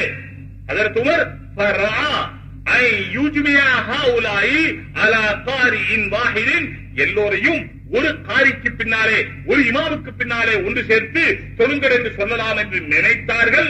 நினைச்ச உடனே சொல்லல, நன்கு ஆலோசித்தார்கள், சிந்தித்தார்கள், ஆராய்ச்சி செய்தார்கள். சும்மா ஆசன, பிறகு அப்படி செய்யலாம் என்று உறுதி கொண்டார்கள். அவர் யார் தெரியுமா? அவர்கள் ஹஜ்ரத் உமர். எடுத்தவுடனே அல்ல, நன்றாக ஆலோசித்து புகாரி ஷரீஃபுடைய ரிவாயத்திலே, அந்த ரமலானுடைய மாதத்துடைய முதல் ரிவாயத்திலே இருக்கிறது. இப்னு ஷிஹாப் அஸ்-ஸுஹ்ரி சொல்லக்கூடிய இந்த விவரத்திலே அப்துல் ரஹ்மான் இப்னு அப்துல் காரி சொல்லுகிறார்கள், ஃபரா உமரு, உமர் நினைத்தார்கள் இவர்களை ஒன்று சேர்த்து தொழுக சொல்லலாம் என்று நினைத்து சும்மா அஸம, பிறகு உறுதி கொண்டார்கள். அதற்கு உமர் அல்லவா? சாதாரணமானவர்களா? ரசூலுல்லாஹ் செய்யாத அவர்கள் செய்வார்களா? அவர்கள் செய்ய முடியுமா? அவர்கள் செய்திருக்கிறார்களா? அல்லது மற்ற சஹாபாக்கள் தான் ஏற்றுக்கொள்வார்களா? நிச்சயமாக இல்லை சகோதரர்களே. எனவேதான் இமாம் அபூ யூசுப் ரஹ்மத்துல்லாஹி அவர்கள் ஹஜ்ரத் இமாம் அபூ ஹனீஃபா இடத்திலே கேட்டார்கள், ஹஜ்ரத் உமர் எப்படி 20 ரக்காத் என்று சொன்னார்கள் என்று. அப்பொழுது ஹஜ்ரத் இமாம் அபூ ஹனீஃபா தெளிவாக சொன்னார்கள், லம் யுக்ரிஜுஹு மின் தில்காய் நஃப்ஸி. ஹஜ்ரத் உமர் ரலியல்லாஹு தஆலா அன்ஹு தாங்களாக அதை சொல்லவில்லை, மாறாக இல்லா மின் உசூலின் லதைஹி, அவர்களிடத்திலே இருந்த ஒரு அடிப்படையின் காரணத்தினால் தான் அவர்கள் சொல்லி இருப்பார்கள். ரசூலுல்லாஹி ஸல்லல்லாஹு அலைஹி வஸல்லம் நடவடிக்கை, அவர்களுடைய செயல், அவர்களுடைய போங்கு, அவர்களுடைய பாணி, அவர்களுடைய விருப்பம், அவர்களுடைய மன்ஷ, அவர்களுடைய நோக்கம், இதையெல்லாம் அதற்கு உமர் புரிந்திருந்தார்கள். எனவேதான் 20 ரக்காத் தொழுக சொன்னார்கள். உங்களுக்கு புரியாவிட்டால் அதை பற்றி நாங்கள் எதுவும் சொல்லுவதற்கில்லை. ஆனால் ஹஜ்ரத் உமருடைய சுன்னத்தை நீங்கள் பின்பற்றுவீர்கள் என்று, ஹஜ்ரத் உமர் நடக்கிற வழியிலே நீங்கள் நடப்பீர்கள் என்று நாங்கள் எதிர்பார்க்கவில்லை. இல்லா சலக பச்சன், இல்லா சலக ஹதீஸில் வருகிறது, ரசூலுல்லாஹி ஸல்லல்லாஹு அலைஹி வஸல்லம் சொன்னார்கள், வல்லதி நஃப்ஸி பியதிஹி, யாருடைய கையிலே என்னுடைய உயிர் இருக்கிறதோ. மிஷ்காத் ஷரீஃபிலே 557வது பக்கத்திலே இந்த ரிவாயத் இருக்கிறது. வல்லதி நஃப்ஸி பியதிஹி, யாருடைய கையிலே என்னுடைய உயிர் இருக்கிறதோ அவன் மீது சத்தியமாக சொல்லுகிறேன், யவனுல் ஹத்தாப், ஹத்தாபுடைய மகனான உமரே, நீங்கள் ஒரு பாதையிலே உங்களை ஷைத்தான் சந்திப்பானேயானால், ஷைத்தான் உங்களுடைய பாதையை விட்டுவிட்டு வேறு பாதையிலே நடக்கிறான், நீங்களும் வேறு பாதையிலே தான் நடக்கிறீர்கள். நீங்கள் உணர்ந்த பாதையிலே நடக்க மாட்டீர்கள். தெளிவாக உலகம் முழுவதிலும் அனுஷ்டித்து வரக்கூடிய ஹஜ்ரத் உமருடைய பாதை ரசூலுல்லாஹ்வுடைய நோக்கத்தை புரிந்து செயல்படுத்தப்பட்டது, தாங்களாக செயல்படுத்தப்பட்ட விஷயம் அல்ல. ஹஜ்ரத் உமர் ரலியல்லாஹு தஆலா தாங்களாக செயல்படுத்தி இருக்க முடியாது என்பது தெள்ளத் தெரிந்த விஷயம். எனவே சகோதரர்களே, ஹஜ்ரத் உமருடைய அடிப்படையிலே தான் அது இருந்து வருகிறதே தவிர, இது சியாசித்தாவுடைய ரிவாயத்துக்களில் எல்லாம் என்ன இருக்கிறது? மிக ஆதாரமாக இருக்கக்கூடிய ரிவாயத்துகள் எல்லாம் அவர்கள் எழுதுகிறார்களே, அதிலெல்லாம் ஒரு ரிவாயத்தை எடுத்துக்கொண்டு அதை மட்டும்தான் பார்க்கிறார்களே தவிர, சியாசித்தாவிலே இருக்கிற அத்தனை ரிவாயத்தையும், பிறகு அதற்கு பின்னாலே, அதற்கு முன்னாலே இந்த இமாம்களுடைய அபிப்பிராயங்களையும், அதற்கு முன்னாலே ரசூலுல்லாஹி ஸல்லல்லாஹு அலைஹி வஸல்லம் அம்மன்ஷ, அடிப்படை நோக்கம், இவைகளையெல்லாம் புரிந்து செயல்படுகிற திராணியற்றவர்கள் இதை சொல்லிக் கொண்டிருக்கிறார்கள் என்பது நமக்கு வினோதத்திலும் வினோதமாக இருந்து கொண்டிருக்கிறது. பெரியவர்களை, நண்பர்களே, சியாசித்தாவை எடுத்துக் கொள்வோமையானால், ஆதாரபூர்வமான ஹதீஸ்கள் என்று சொல்கிறோமே, அதை எடுத்துக் கொள்வோமையானால், புகாரி ஷரீஃபிலே ரமலானுடைய தொழுகை சம்பந்தமாக 3 ரிவாயத் இருக்கிறது. புகாரி ஷரீஃபிலே ரமலான் ஷரீஃப் சம்பந்தமாக 3 ரிவாயத் இருக்கிறது. அதிலே முதலாவது ரிவாயத் இருக்கிறது. அதிலே முதலாவது ரிவாயத் இருக்கிறது நான் சொன்ன, அதாவது அதற்கு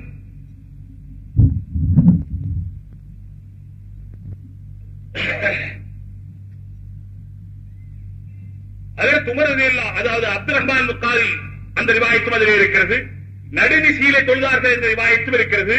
முதல் ரிவாயத் இருக்கிறது, அதற்கு ஆயிஷா ரலியல்லாஹு தஆலா ரிவாயத் இருக்கிறது. மூன்றாவது ரிவாயத்தாக ஒரு ரிவாயத் இருக்கிறது. அந்த ரிவாயத்தை தான் மிகப்பெரிய ஆதாரமாக இவர் இதிலே எழுதியிருக்கிறார். அந்த ஒரே ரிவாயத்தை தான் மிகப்பெரிய ஆதாரமாக, ஒரே ரிவாயத்தை தான் இவர் எழுதுகிறார். புகாரியிலே 3 ரிவாயத் இருக்கிறது ரமலான் சம்பந்தமாக. முஸ்லிம் ஷரீஃபிலே 6 ரிவாயத் இருக்கிறது. அபூ ஹுரைராவிலிருந்து 4, ஹஜ்ரத் ஆயிஷாவிலிருந்து 2. திருமதி முஸ்லிம் ஷரீஃபிலே, அபூதாவுதிலே 4 ரிவாயத் இருக்கிறது. நசையிலே 2 ரிவாயத் இருக்கிறது. இப்னு மாஜாவிலே 3 ரிவாயத் இருக்கிறது. திருமிதியிலே 1 ரிவாயத் இருக்கிறது. ஆனால் இந்த எல்லா ரிவாயத்துகளையும் ஆராயாமல் ஒரே ஒரு ரிவாயத், அந்த ரிவாயத்தை மட்டும் இவர் எடுத்து எழுதியிருக்கிறார். அந்த ரிவாயத்தில் என்ன இருக்கிறது? அன்னை ஆயிஷா ரலியல்லாஹு தஆலா அன்ஹா அவர்களிடத்திலே நான் சொன்னேன் பாருங்க, முதல்ல ரமலான் தொழுகை 8 + 3 = 11. இது ஸ்கூல்ல படிச்ச பாடம். அதைத்தான் தலைப்பா வச்சு எழுதி இருக்கிறார். அதற்கு அன்னை ஆயிஷா ரலியல்லாஹு தஆலா அன்ஹா அவர்களிடம்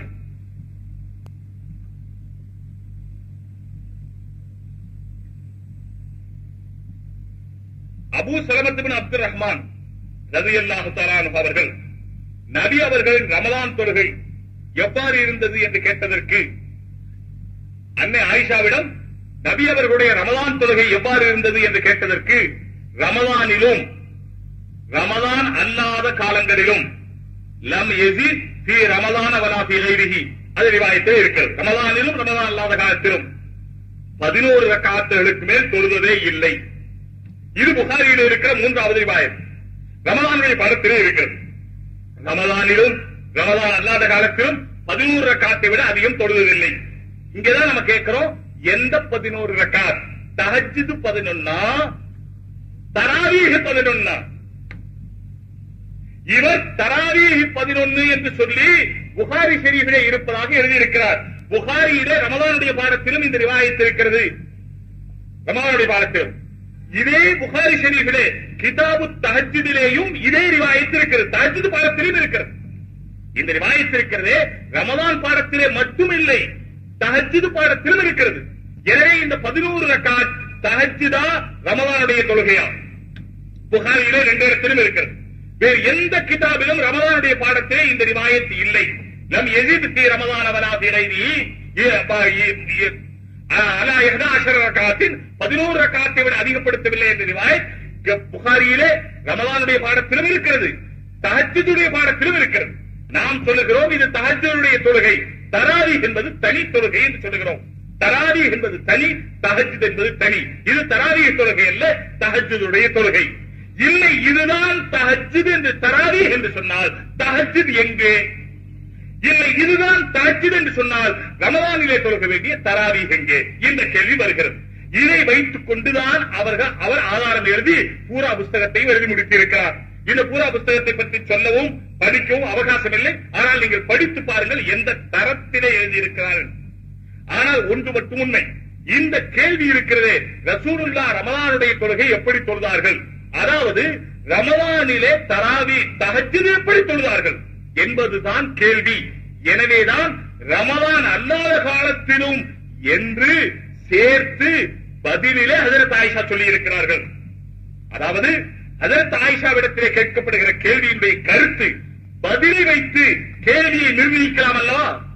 நாங்கள் 2 பேர் இட்லி சாப்பிட்டோம் என்று ஒருவர் பதில் சொன்னால் கேள்வி என்னவாக இருக்கும்? நீங்கள் எத்தனை பேர் என்ன சாப்பிட்டீர்கள்? பதிலை வைத்து கேள்வியை யூகிக்கலாம் இல்லையா? பதிலை வைத்து கேள்வியை யூகிக்கலாம் இல்லையா? யூகம் என்ற வார்த்தையை அடிக்கடி எழுதுகிறார்கள். நாமும் யூகிக்க வேண்டும். பதில் இப்படி இருந்தால் கேள்வி எப்படி இருக்கும்? அதாவது தஹஜ்ஜுதை பற்றித்தான் கேள்வி. ரமலானிலே தஹஜ்ஜுத் எப்படி தொழுதார்கள்? எங்க மேல ஒண்ணு இல்லைன்னு சொன்னா கீழே பார்த்து கூட தெரிஞ்சுக்கலாமே. எப்போ ஒரு தடவை சொன்ன ஞாபகம் இருக்கு. ஒருத்தர் இப்படி பயான் பண்ணிக்கிட்டு இருந்தார். இப்படி பயான் பண்ணும்போது ஒரு பேச்சு பேசும்போது ஆக பொருத்தம் இல்லாத பேச்சு பேசிக்கிட்டு இருந்தார். ஆக பொருத்தம் இல்லாத பேச்சு. இப்ப கூட்டத்தில் இருந்த ஒருத்தர் கோவம் வந்துருச்சு. இப்போ யாருக்காவது கோவம் வந்தாலும் வரலாம். கூட்டத்தில் இருந்த ஒருத்தர் கோவம் வந்துருச்சு. இவர் என்ன தன்னுடைய தான் பேச வேண்டிய விஷயத்தை விட்டுட்டு என்னென்னவோ பேசுறாரு அப்படின்னு சொல்லிட்டு அவருக்கு கோபம் அத்துமீறி போய் ஒரு காகிதத்தை எடுத்தார் பாருங்க. அதுல முட்டாள் கழுதை அப்படின்னு எழுதி ஒரு ஆள்கிட்ட கொடுத்து விட்டார். பேசிட்டு இருக்கிற ஆள் கைக்கு வந்து படிச்சு பார்த்தா முட்டாள் கழுதைன்னு எழுதிரு. இவருக்கு கோபம் வருமா வராதா? ஆனா இவர் புத்திசாலியா இருந்தார். இவர் பதில் சொன்னார். இவர் பதில் சொல்லல, பேச்சுவார்த்தை சொன்னார்.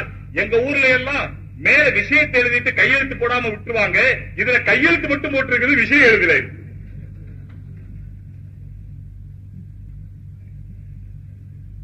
இதுல என்ன போட்டிருக்கு? கையெழுத்து போட்டிருக்கு, விஷயம் எழுதுன்னு சொல்லிட்டு பேப்பரை வச்சுட்டார். கேட்டவருக்கு எப்படி இருக்கு? எழுதி கொடுத்தவருக்கு. இதே போல சகோதரர்களே, பதிலை பார்த்து கேள்வியை யூகிக்க வேண்டியது. ரமதானிலும் ரமதான் அல்லாத காலத்திலும் ரசூலுல்லாஹ் 11 ரக்காத்துக்கு மேல் தொழுகவில்லை என்று சொன்னால் கேள்வி அசல் என்னவாக இருக்கும்? ரமதானுடைய தஹஜ்ஜுத் தொழுகையை பற்றி கேள்வி. தஹஜ்ஜுத் தொழுகையை பற்றி சொன்னார்கள். 11 ரக்காத் தான் ரமதானிலும் தொழுதார்கள், ரமதான் அல்லாத காலத்தில் தொழுதார்கள். அதோடு ஹஜ்ரத் ஆயிஷா நிறுத்தவில்லை, இவர் நிறுத்திக் கொண்டார். அதோடு 11 ரக்காத்துகளுக்கு மேல் தொழுதே இல்லை என்று கூறிய ஹதீஸ் காணப்படும் நூல்கள் 14 நூல் எழுதியிருக்கிறார். 14 இருந்தாலும் சரி, 140 இருந்தாலும் சரி. இதுக்கு பின்னாலே ஹஜ்ரத் ஆயிஷா சொல்லுகிறார்கள், லா ஃபலா தஸ்அல் அன் ஹுஸ்னிஹின்ன வ தூலிஹின்ன யுஸல்லி அர்பஅன் ஃபலா தஸ்அல் அன் ஹுஸ்னிஹின்ன வ தூலிஹின்ன ثم يصلي أربعا فلا تسأل عن حسنهن وطولهن ثم يوتر بثلاث. 4 ரக்காத் தொழுவார்கள்.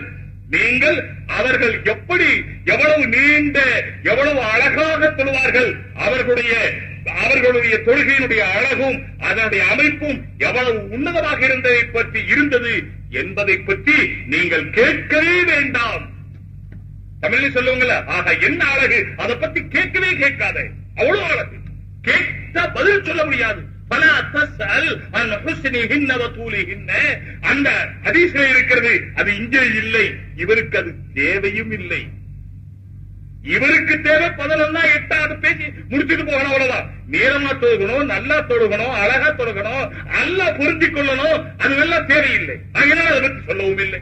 பல அத்தூலிகின்ற சுமையு சொல்லியாருவார். பிறகு 4 ரக்காத் தொழுவார்கள். பலாத்த செல்வம் என்ன, அதுவும் எவ்வளவு நல்லா இருக்கும், ரொம்ப நீளமா அழகா உன்னதமா நேர்த்தியாக இருக்கும். பிறகு 3 ரக்காத் விட்டு சொல்வார்கள், ரமதானிலும் ரமதான் அல்லாத காலத்திலும். இது ஹதீஸிலே வந்திருக்கிறது வாஸ்தவம், இது புகாரியிலே வந்திருக்கிறது வாஸ்தவம். ஆனால் புகாரியிலே எங்கே ரமதானை பற்றி வந்திருக்கிறதோ அது இதிலே தஹஜ்ஜுடைய தொழுகையிலும் இதே ரிவாயத் வந்திருக்கிறது. எனவே இது தஹஜ்ஜுதா ரமதானா, மற்ற வெறும் இதை வைத்து மட்டும் முடிவு செய்யக்கூடாது சகோதரர்களே. கோர்ட்டிலே கேஸ் நடக்கிறதே, பல மாதங்கள் பல வருடங்கள் நடக்கிறதே. ஏன் நடக்கிறது? இவரை கேட்டு அவரை கேட்டு நீங்க என்ன சொல்றீங்க, நீங்க என்ன சொல்றீங்க. ஒரு கேஸ்ல ஒரு கோர்ட்ல ஒரு கேஸ் நடந்துச்சு. என்னன்னு சொன்னா, ஒரு பொம்பளையினுடைய தாவா, இந்த இவன் என்ன கெடுத்துட்டான். ஞாபகம் வந்ததுனால சொல்றேன், கோர்ட்டு கேஸ். இவன் என்னை கெடுத்து விட்டான், தாவா நடந்துச்சு. இப்போ ஜட்ஜி விசாரிச்சது ஒண்ணு சரியா தெரிய முடியல. சரின்னு சொல்லிட்டு அந்த பெண்ணிடத்தில் சொன்னா, நீ சொல்றது சரி, அதனால நான் இந்த ஆம்பளைக்கு தண்டனை கொடுக்கிறேன், உன்னை கெடுத்தவனுக்கு தண்டனை கொடுக்கிறேன், நீ போலான்னு சொல்லிட்டார். சரின்னு அந்த பெண்ணு ஒத்துக்கிட்டு போயிருச்சு. அந்த பெண்ணும் ஒத்துக்கிட்டு போயிருச்சு. பின்னால இந்த ஆண்ட சொன்னார், நீ போய் அந்த பெண் போகுதா இல்லையா, அந்த பெண்ணிடத்துல போய் அந்த பெண் மடியில பணம் இருக்கு, அந்த பணத்தை பிடிங்கிட்டு வான்னு சொன்னார். ஜட்ஜி சொன்னது. வாதம் விவாதம் விதண்டாவாதம் குதர்க்கம் தர்க்கம் இதுக்கெல்லாம் விளக்கம் நேரம் வந்தா சொல்றேன். சில பேர் கேட்கிறாங்க, வாதம் வேணும் விவாதம் வேணும். வாதம் விவாதம் பக்கவாதம் சைடுவாதம் எல்லா வாதம் இருக்கு. அது பத்தி எல்லாம் பேசுவோம் இன்ஷா அல்லாஹ். அதுக்குள்ள நேரமும் காலமும் வரும். இன்னும் நேரம் காலம் வரல. இந்த 6 வயசு பையன் கூட போய் சண்டை போடுங்கன்னு சொல்லி நம்ம அதர்கிட்ட போய் சொன்னா, இல்ல அதர்கிட்ட சொல்ல வேண்டாங்க. அதாவது கிங்காங் தாரா சிங் 2 பைல்வான் இருந்தாங்க. நீங்களும் பல பேர் பார்த்திருப்பீங்க. நான் என் சின்ன வயசுல பார்த்திருக்கிறேன். குன்னூர்ல ஸ்கூல்ல 7வது படிச்சுக்கிட்டு இருந்தேன். அப்ப கிங்காங் தாரா சிங் வந்திருந்தாங்க. சண்டைக்கு போறதுக்கு போய் பாக்குறதுக்கு விடல. வீட்டுக்கார கடையில இருந்து படிச்சுக்கிட்டு இருந்தா அப்ப விடல அவங்க. ஆனா கிங்காங் உட்கார்ந்து இருந்ததை பார்த்தாங்க. அந்த சண்டை நடக்க போற மைதானத்துல கிங்காங்க பார்த்தேன். தாரா சிங்க பார்த்தனா என்னவோ யாவும் இல்லை. கிங்காங் எவ்வளவு பெரிய ஆளுன்னு சொன்னா இங்க அப்படி ஒரு ஆள் இல்ல சொல்றதுக்கு. இந்த சேர் போல குறைஞ்சது 4 பங்கு சேர் போடணும், அப்பதான் அவர் உட்கார முடியும், அவருடைய உடலை அதுல வைக்க முடியும். இந்த சேர் மாதிரி 4 பங்கு எனக்கு யாவும் இருக்கு. அப்ப நான் பார்க்கும்போது எனக்கு 9 வயசு இருக்கும். அப்ப கிங்காங்க பார்த்தேன். இப்ப இந்த கிங்காங்க போய் ஒரு 6 வயசு பையன் சொன்னா, நான் உங்க கூட சண்டை போடுறேன், அதுவும் டிவி பேஷண்ட்.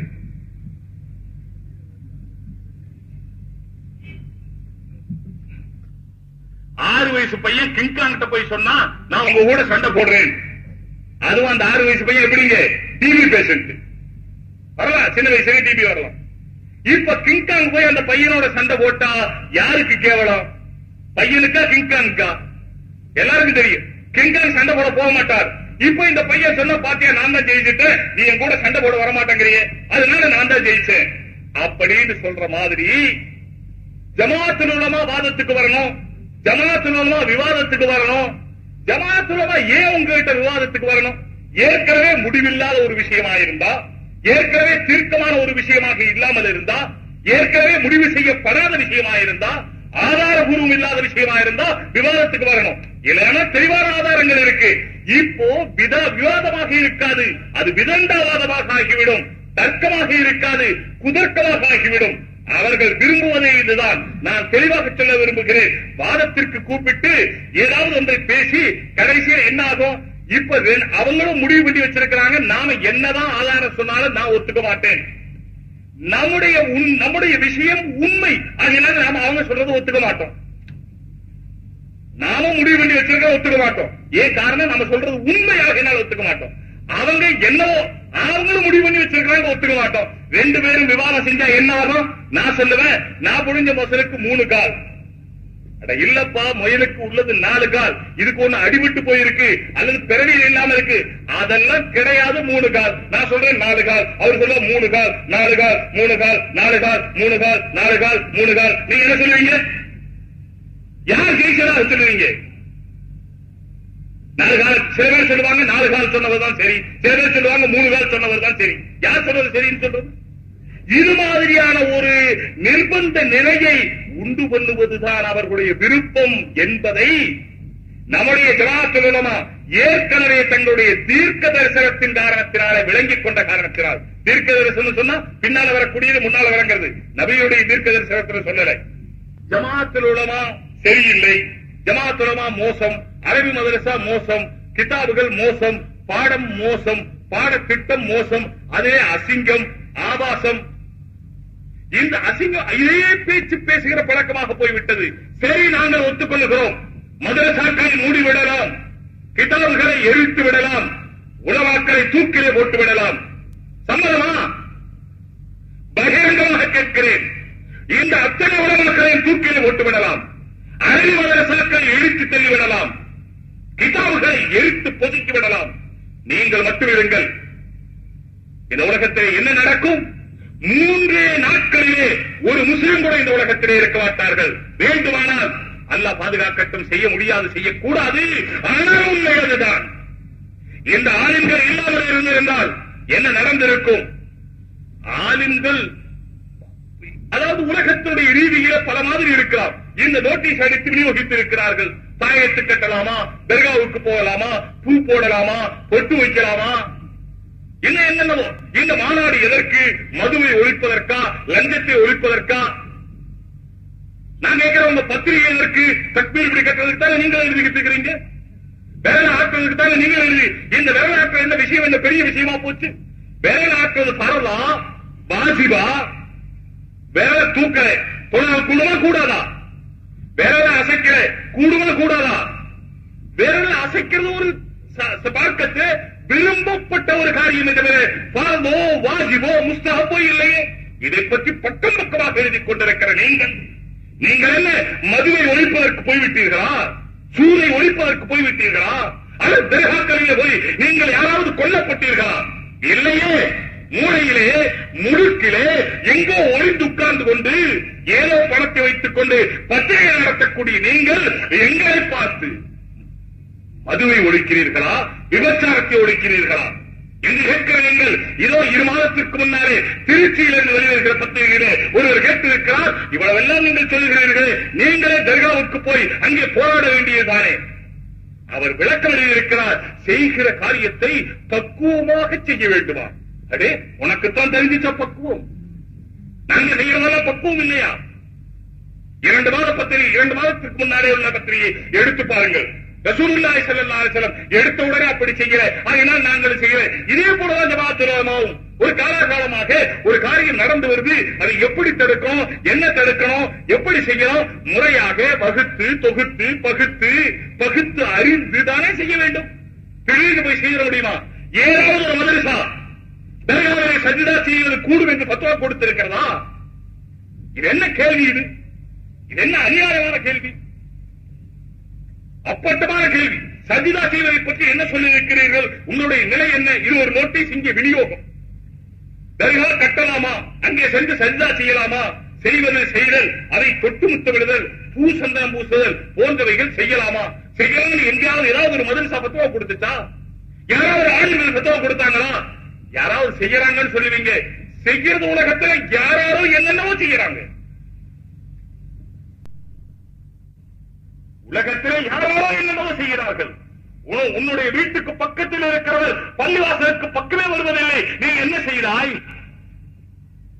நீ போய் கூப்பிடக்கூட இல்லையே. உனக்கு பேசுவதற்கு என்ன தகுதி இருக்கிறது? என்ன அருகதை இருக்கிறது? என்ன நியாயம் இருக்கிறது? சகோதரர்களே, ஜமா இந்த ஆளுங்கள் இல்லாமல் இருந்திருந்தால் தாய்க்கும் மனைவிக்கும் வித்தியாசம் இல்லாமல் போயிருந்திருக்கும். இந்த ஒரு வாசகத்தை நீங்கள் ஞாபகம் வையுங்கள். இந்த ஆளுங்கள் இல்லாமல் போயிருந்தால் மனைவிக்கும் தாய்க்கும் வித்தியாசம் இல்லாத நிலையை இந்த உலகத்தை நீங்கள் பார்த்திருப்பீர்கள். நான் ஏற்கனவே சொல்லிவிட்டேன், செயல் ரீதியிலே நாங்கள் பலகீனமானவர்கள். ஆனால் ஜமாஅத் உலமாவிலும் நல்லவர்கள் பெரியவர்கள் இருக்கிறார்கள். ஆனால் பொதுவாக எங்களை போன்ற வயதில் குறைந்தவர்கள், அதனால வயசு குறைஞ்சு போச்சுன்னு இல்ல, மௌத்துக்கு பக்கம் வந்துருச்சு, 40க்கு மேல போயிட்டாங்க. கிட்ட ஹதீஸில் வருகிறது, ஆதரல்லாஹு இம்ரான் அஹ்ர அஜலஹு வபல்லஹு 60 சனத்தன். மிஷ்கா ஷரீஃபில் சமீபத்திலே நேற்று ஒரு வாரத்திற்கு முன்னாலே ஓதி கொடுத்த அந்த ஹதீஸில் வருகிறது. கிதாபுல் ரிகாத்திலே அல்லாஹ் தஆலா அனுமதி தருவதில்லை அந்த மனிதன் பாவம் செய்வதற்கு. எந்த மனிதன்? அஹ்ர அஜலஹு, யாருடைய தவணையை தள்ளி போட்டானோ, வபல்லஹு 60 சனத்தன், அவரை 60 வயது வரை கொண்டு போய் சேர்த்து விட்டானோ, அதற்கு பிறகு நான் தெரியாம செஞ்சுட்டேன்னு சொன்னா அல்லாஹ் விடுறதில்லை. 60 வயசு ஆயிருச்சு, இனியும் நான் தெரியாம செய்துட்டேன்னு சொன்னா அல்லாஹ் தஆலா அவருடைய உதரை ஏற்றுக்கொள்வதில்லை, அவருடைய காரணத்தை ஏற்றுக்கொள்வதில்லை. அதனால மதீனாவில் என்ன பழக்கம் இருந்துச்சு என்று சொன்னால், 40 வயதானால் எல்லாவற்றையும் விட்டு ஒதுங்கி இபாதத்தில் ஈடுபட்டு விடுவார்கள். 40 வயசுக்கு மேல போனா அவரை நோக்கி போய்கிட்டே இருக்க வேண்டியதுதான். எனவே சகோதரர்களே, வாழ்க்கையிலே எத்தனையோ காரியம் கொள்கை ரீதியிலே நான் சொல்ல வந்தது, செயல் ரீதியிலே எப்படி இருந்தாலும் கூட, செயல் ரீதியிலே எப்படி இருந்தாலும் கூட தவறு நடப்பது சகஜம்தான், நடந்து கொண்டுதான் இருக்கிறது, இல்லை என்று சொல்லவில்லை. நாங்களும் தவறு செய்கிறோம், அவர்களும் தவறு செய்கிறார்கள், நீங்களும் தவறு செய்யலாம். உலகத்திலே யார் யாரோ எங்கெங்கோ எப்படி எப்படியோ தவறுகள் செய்கிறார்கள், இல்லை என்று சொல்லவில்லை. ஆனால் தவறை சரி என்று சொன்னோமா? இது என்ன கேள்வி? இது இதே போல தாயத்து கட்டலாமா, அது செய்யலாமா? இந்த தாயத்து கட்டுறதுக்கு ஒரு ஹதீஸ் மட்டும் எடுத்துக்கிட்டு, தாயத்து கட்டுறதுக்கு ஒரு ஹதீஸ் எடுத்துக்கிட்டார். அந்த ஹதீஸ்ல இப்படி சொல்லி இருக்கிறாங்க, சொல்லக்கூடாது, தாயத்து கட்டுறது கூடாதுன்னு இருக்கு, ஓதி பார்க்கறது கூடாதுன்னு இருக்கு. அதே போல கேள்வி கணக்கில்லாமல் 70,000 பேர் சொர்க்கத்திற்கு போவார்கள். கேள்வி கணக்கில்லாமல் 70,000 பேர் சொர்க்கத்திற்கு போவார்கள். அவர்கள் யார் என்று சஹாபாக்கள் கேட்டார்கள். ரசூலுல்லாஹ் பதில் சொன்னார்கள், யார் ஓதி பார்க்கவில்லையோ, யார் ஊதி பார்க்கவில்லையோ, யார் ஓதி பார்க்கவில்லையோ, யார் ஊதி பார்க்கவில்லையோ, இதே போல யார் பால் போட்டு பார்க்கவில்லையோ, தாயத்து கட்டவில்லையோ, இவர்கள் கேள்வி கணக்கில்லாமல் சொர்க்கத்திற்கு போவார்கள். சரி, இந்த ஹதீஸை சரியில்லை என்று சொன்னோமா? சரி. ஆனால் அதே நேரத்திலே இந்த ஒரு ஹதீஸ் தானா வந்திருக்கிறது, சூரத்தில் ஃபாத்திஹா ஷிஃபாஉம் மின் குல்லி தா, சூரத்தில் ஃபாத்திஹாவிலே எல்லா வியாதிகளுக்கும் மருந்து இருக்கிறது என்று சொல்ல சொல்லி இருக்கிறார்களே. குலாவது பிறப்பினா குலாவது பிறப்பை ஓதி கையில ஊதி தழைவிட்டு படுங்கள் என்று சொல்லி இருக்கிறார்களே. இதே போல தேல் கடித்தவர்களுக்கு ஓதி பார்த்திருக்கிறார்களே. இதே போல யாருக்காவது புண் இருந்தால் கொஞ்சம் மண்ணை கொண்டு வர சொல்லி, கொஞ்சம் மண்ணை கொண்டு வர சொல்லி, அதே தங்களுடைய எச்சியை துப்பி, துருபத்து அர்தினா வரீகத்து பாதினா ஷிஃபாவு அமராதினா, துருபத்து அர்தினா நம்முடைய பூமியினுடைய மண், வரீகத்து பாதினா நம்மளே ஒருவருடைய எச்சி, ஷிஃபாவு அமராதினா நம்முடைய வியாதிக்கு சுகம். சுபஹானல்லாஹ், என்ன வருது பாத்தீங்களா? துருபத்து அர்தினா வரீகத்து பாதினா ஷிஃபாவு அமராதினா, மண்ணும் எச்சியும் ஒண்ணு இல்ல, ரோட்ல கிடக்கிற கொஞ்சம் மண்ணு, வாயில் இருக்கிற எச்சி, இந்த ரெண்டு சேர்ந்து ஷிஃபா அமராதினா சொல்லி இருக்கிறார்கள். இந்த ஹதீஸ் எல்லாம் பார்க்க வேண்டாமா சகோதரர்களே? தெளிவான விஷயம் உங்களுக்கும் தெரியும், நான் சொல்ல வேண்டியதில்லை.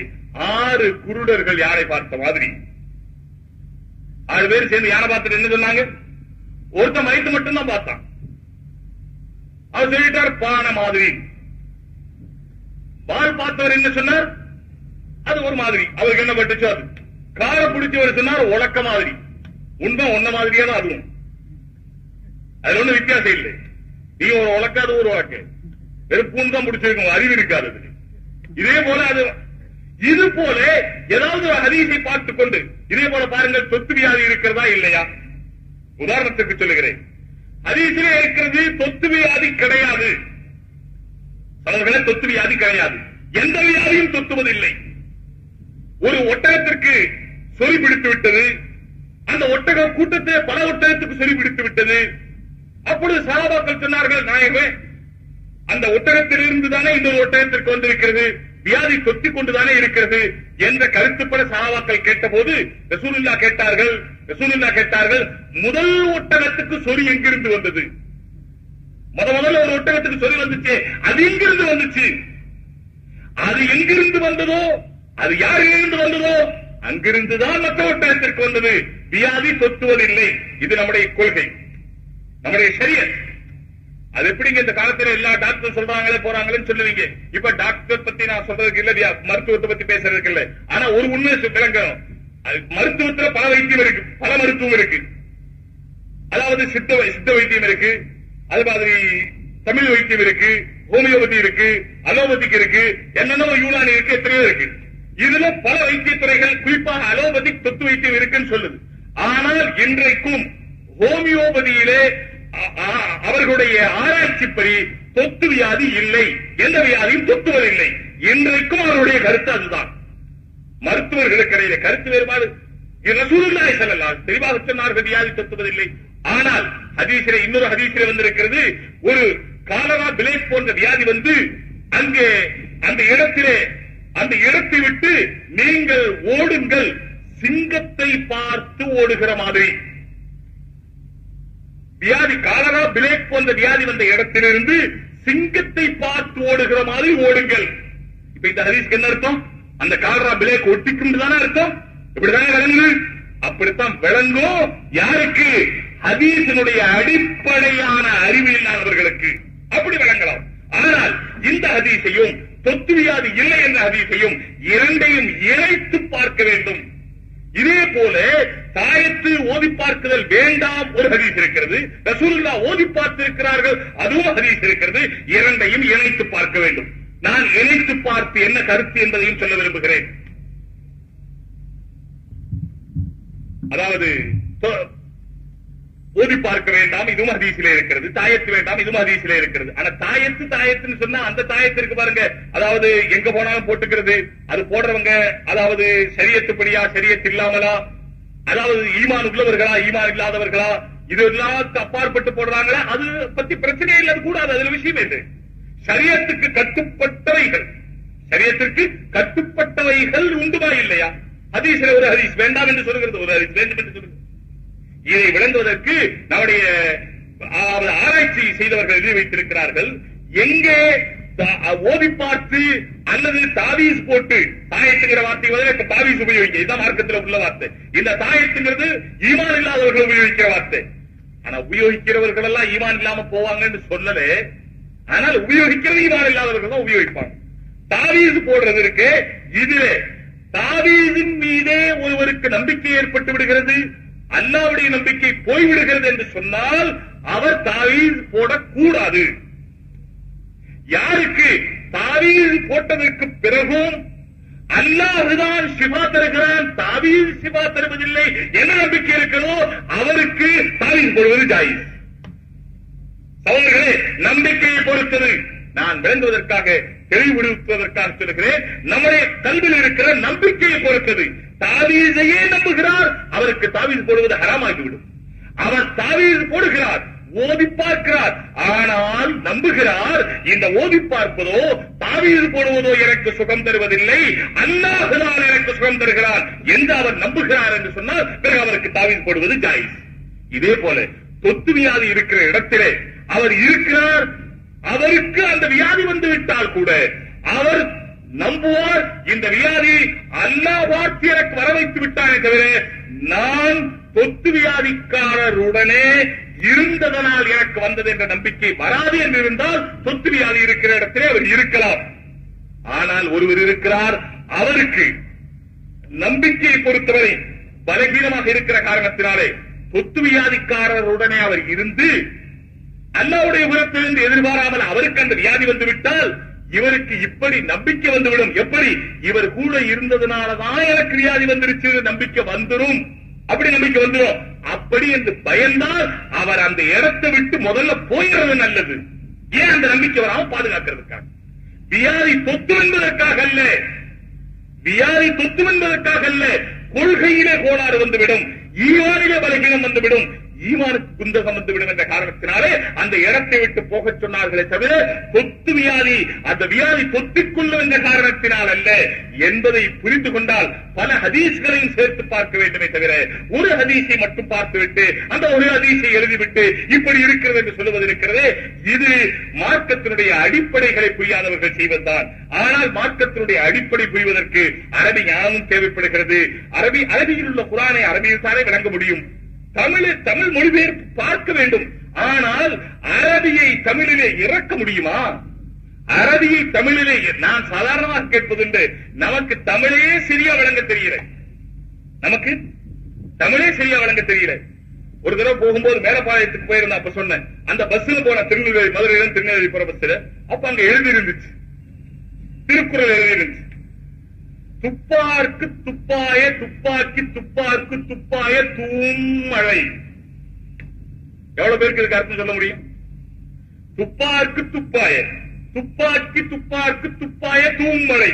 யாராவது ஸ்கூல்ல படிச்சுக்கிட்டு இருக்கிற வாத்தியாரா இருந்தா, படிச்சுக்கிட்டு இருக்கிற மாணவரா இருந்தா அவர் சொல்லலாமே தவிர இல்லைன்னு சொன்னா, இப்ப துப்பாக்கின்னு சொன்னா நமக்கு அந்த துப்பாக்கி தான் யாவும் ஒரு வெளியே போலீஸ்காரங்க வச்சிருக்கிற துப்பாக்கி. இதுக்கு என்ன அர்த்தம்? உணவுப் பொருள்களை உண்ணுகிறவர்களுக்கு உணவுப் பொருள்களை உற்பத்தி செய்யக்கூடியதாகவும் தானே தண்ணீராக இருந்து மக்களுக்கு பயன் செய்யக்கூடியதாகவும் இருக்கிறது மழை. இதுக்கு அர்த்தமா? எதுக்கு அர்த்தம்ங்க? வல் ஆஸ்ர் இன்னல் இன்சான லஃபீ குஸ்ருக்கு அர்த்தம் சொன்ன மாதிரி இருக்கு. வாசிச்சது என்னவோ தமிழ், அதுக்கு அர்த்தம் சொன்ன அரபிக்கு தமிழ் சொன்ன மாதிரி இருக்கு. யாதனின் யாதனின் நீங்கியான் நோதல் அதனின் அதனின் இளன். அந்த குரலாவது யாருக்காவது தெரிஞ்சிருக்கும். இது 132வது குரல் என்று நினைக்கிறேன் நான். யாதனின் யாதனின் நீங்கியான் நோதல் அதனின் அதனின் இளன். எத்தனை பேருக்கு அர்த்தம் சொல்ல முடியும்? அரபிக்கே அரபி பார்க்காம அரபி தெரியாம அர்த்தம் சொல்றேன்னு சொல்லுகிறவர்களை நோக்கி கேட்கிறேன். இதை நான் வெறும் விதண்டாவாதத்துக்கு சொல்லல, விளங்குறதுக்காக சொல்றேன். தமிழையே சரியா பேசினா, தமிழையே ஆழமா பேசினா, அழுத்தமா பேசினா, புறநானூறு அகநானூறு வால்மீகி எழுதுனது, அவர் எழுதுனது, இவர் எழுதுனது, இதையெல்லாம் படிச்சு பார்த்தா நமக்கு விளங்குறது இல்லை. அதுக்குதான் சாதாரணமான இந்த குரலை சொன்ன யாதனின் யாதனின் நீங்கியான் நோதல் நோதல் அதனின் அதனின் இளன். என்ன அர்த்தம்? எது எதை விட்டு மனுஷன் நீங்கிக்கிறானோ அது அதனுடைய கஷ்டத்தை விட்டு அவன் நீங்கிக்குவான் அர்த்தம். எது எதை விட்டு நீங்கிக்கிறோமோ, கார் வச்சுக்கல, காரோட தொல்லையே இல்லை. ஜுப்பா போடல, பனியன் போடல, அதை பத்தி கவலையே இல்லை. பாக்கெட்ல பணமே இல்லை, அதை பத்தி சிந்தனையே இல்லை. எது இல்லாம போச்சோ அதை பத்தி கவலையே இல்லை. ரொம்ப நல்லதுதாங்க. உலகத்திலே இல்லாம இருக்கிறதா நம்ம நல்லது. இருக்கிறவங்களுக்கு தான் பயம் கூட. வழியில கனம் இருந்தா தானே வழியில பயம், மடியில கனம் இருந்தா தானே வழியில பயம். அந்த காலத்துல பணம் காசெல்லாம் மடியில தான் வைக்கிறது. இப்போ பல சில கிராமங்கள்ல இருக்கு, பாக்கெட் இல்ல மடியில வைக்க. அவ மடியில கனம் இருந்தா வழியில பயம். அதே மாதிரி நாட்ட செல்வம் இல்லை, சொத்து இல்லை, வீடு இல்லை, என்ன பயம்? பிறகு யாதனின் யாதனின் நீங்கியான் எதை எதை விட்டு நீங்கிக் கொண்டானோ அதனின் அதனின் அதை விட்டு நோதல் இழல், நோகுவதற்குரிய வாய்ப்பு இல்லை அப்படின்னு அர்த்தம். இப்ப தமிழையே நாம சரியா விளங்க முடியலையே. அரபியில் இருக்கக்கூடிய அல்ஹம்துலில்லாஹி ரப்பில் ஆலமீன் அர் ரஹ்மானிர் ரஹீம் மாலிகி யௌமித்தீன், இதுக்கு தமிழ் எழுதியிருப்பாங்க மாலிகி யௌமித்தீன், கியாமத் நாளுடைய மாலிக் என்று எழுதியிருப்பாங்க, அதிகாரி எஜமானன். மாலிக் என்றால் என்ன? இது எந்த வார்த்தையிலிருந்து வந்தது? இதெல்லாம் ஆராய் செய்து அல்ஹம்து, இதுக்கு எல்லாருக்கும் தெரியும், சாதாரணமா பார்த்திருப்போம், சர்வ புகழும். அல்ஹம்து சர்வ புகழும். சர்வங்கிற வார்த்தை எங்க இருக்கு? ஹம்துண்டா புகழ், அல்ஹம்து சர்வ புகழும், எல்லா புகழும். எல்லாம் என்ன வார்த்தை இருக்கு? குல்லுல் ஹம்தி ஜமீஉல் ஹம்தி அப்படின்னு இருந்தா சர்வ புகழும் எல்லா புகழும் சொல்றது பொருந்தும். இங்க அப்படி இல்லையே, அல்ஹம்து தானே இருக்கு. இப்போ அல்லுக்கு அர்த்தம் என்ன? அல்ல என்னென்ன வகை இருக்கு? அது இஸ்திகராக்கு வருது, ஜின்ஸுக்கு வருது. இதெல்லாம் அரபி படிக்காமல் எப்படி விளங்க முடியும் என்பதை நம்மால் விளங்க முடியவில்லை. ஆக பெரியவர்களே, நண்பர்களே, தொழுகை தராவீஹ் தொழுகையை பொறுத்தவரை அதை குழப்புகிறார்கள். என்ன குழப்புகிறார்கள்? அதுல முதல்ல தராவீன்னு சொன்னாங்க. இப்ப புடிச்சு பார்த்தா ரசூலுல்லாஹ் தராவீஹ் தொழுகலை, இஷாவுக்கு பிறகு தொழுகலை, ஜமாஅத்தா தொழுகலை, மஸ்ஜிதுல தொழுகலை, யாரை தொழுக சொல்லல, எதுவும் இல்லை. இப்படி இருக்க தராவீஹ் எங்கிருந்து வந்துச்சு? ஹதீஸ்ல இந்த வார்த்தை இல்லை. அதனாலே நான் சுங்கம்பலியில ரமலானுக்கு முன்னால பேசுறேன்.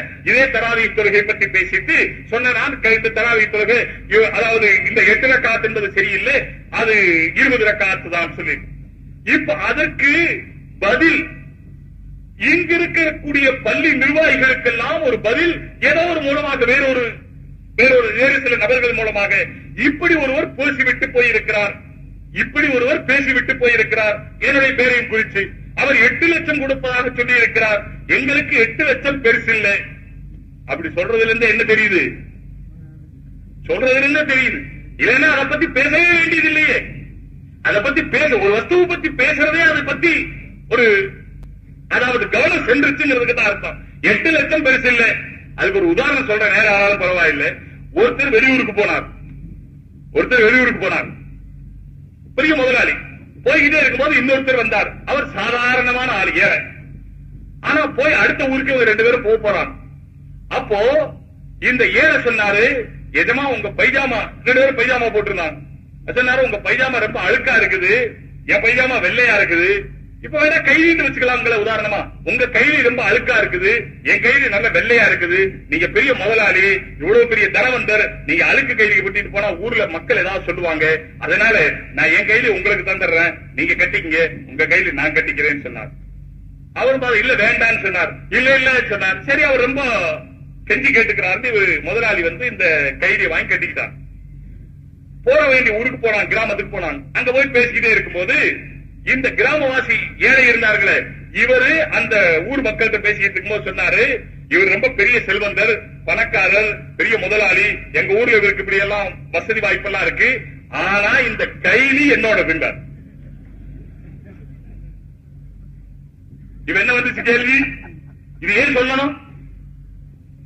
அதே மாதிரி அவருக்கு கோவம் வந்துருச்சு. ஊரை விட்டு வெளியே வந்தோம்னு சொன்னார், இந்த நிமிஷமே உங்க கையில கட்டிக்கிட்டார். இல்ல நிஜமா வேண்டவே வேண்டாம், இல்ல முடியாது, இல்ல வேண்டவே வேண்டாம். சரி, ரொம்ப கெஞ்சினார். இதை பத்தி பேசவே கூடாது, இதை பத்தி பேசவே கூடாது, இது பேசவே மாட்டேன், என்னதுன்னு சொல்லக்கூடாது, என்னோட இல்லைன்னு சொல்லக்கூடாது. சரி, 3வது கிராமத்துக்கு போனாங்க. போய் பேசிக்கிட்டே இருந்தார். இவர் பெரிய செல்வந்தருங்க, இவர் பணக்காரங்க, வசதி உள்ளவருங்க, இந்த கைலியை பத்தி நான் ஒன்னும் சொல்ல மாட்டேன்.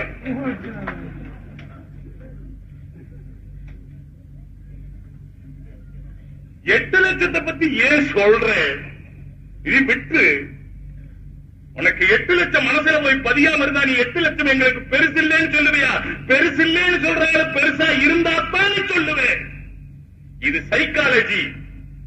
இத பத்தி பேச வேண்டிய அவசியமே இல்லையே. அப்படி எழுதிட்டு அதுக்கு பின்னால் எழுதி இருக்கிறாங்க, இப்படி பேசின ஆளை எங்களோட விவாதம் செய்யறதுக்கு நீங்க புடிச்சு கொண்டு வாங்க. நான் என்ன எருமையா? நிற வேண்டாம், எப்படியா இருக்கட்டும்.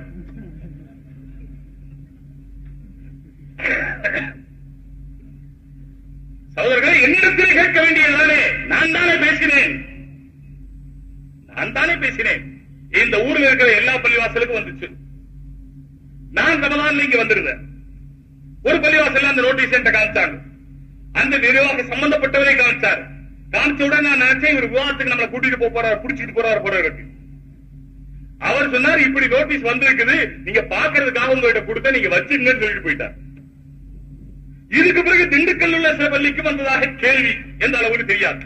ஆக நான் சொல்லுகிறேன் சகோதரர்களே, இந்த நேரத்தில் அல்ல, எந்த நேரத்தில்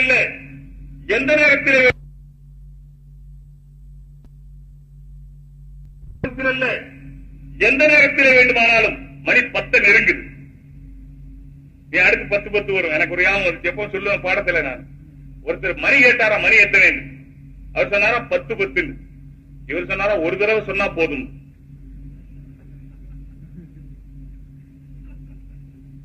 எனக்கு சீக்கிரம் கவனிச்சவங்களுக்கு தான் விளங்கும்.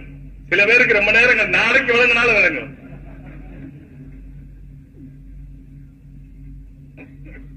மணி 10:15 இல்ல, 10:15 இல்ல, 10:05 இல்ல, மணி 10:10.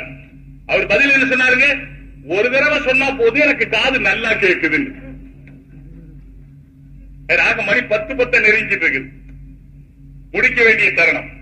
நான் சொல்லுகிறேன், இந்த 8 ரக்காத் இல்லை என்பதை பற்றி இந்த 1 மணி நேரம் அல்ல, 8 நாள் என்னாலே பேச முடியும். 8 நாள் பேச முடியும். சில பேர் 8 நாள் வெறும் பேசியே தங்களுடைய சாதனை கின்னஸ் புத்தகத்தை எழுதியிருக்கிறாங்க. சில பேர் 7 நாளே என்னவோ நகைச்சுவையாக பேசியே கின்னஸ் புத்தகத்தில் இடம்பெற்றிருக்கிறாங்க. 8 நாள் தராவீகை பற்றி அது சம்பந்தப்பட்ட விளக்கங்கள், வெறும் தராவீகாவே இருக்காது, அது சம்பந்தப்பட்ட விளக்கங்கள் ஹதீஸ்கள். ஆனா முழிக்க முடியாது, சாப்பிடாம இருக்க முடியாது, 1-2க்கு போகாம இருக்க முடியாது. அதனால முடியாதே தவிர இல்லையானால் விளக்கங்கள் அவ்வளவு இருக்கிறது. ரசூலுல்லாஹி ஸல்லல்லாஹு அலைஹி வஸல்லம் தொழுது என்பது இரவு தொழுகை மட்டும்தான். இப்பொழுது இவர்கள் தராவி என்று சொல்லிவிட்ட காரணத்தினாலே இப்பொழுது அதிலே மாட்டிக்கொண்டு சொல்லுகிறார்கள்.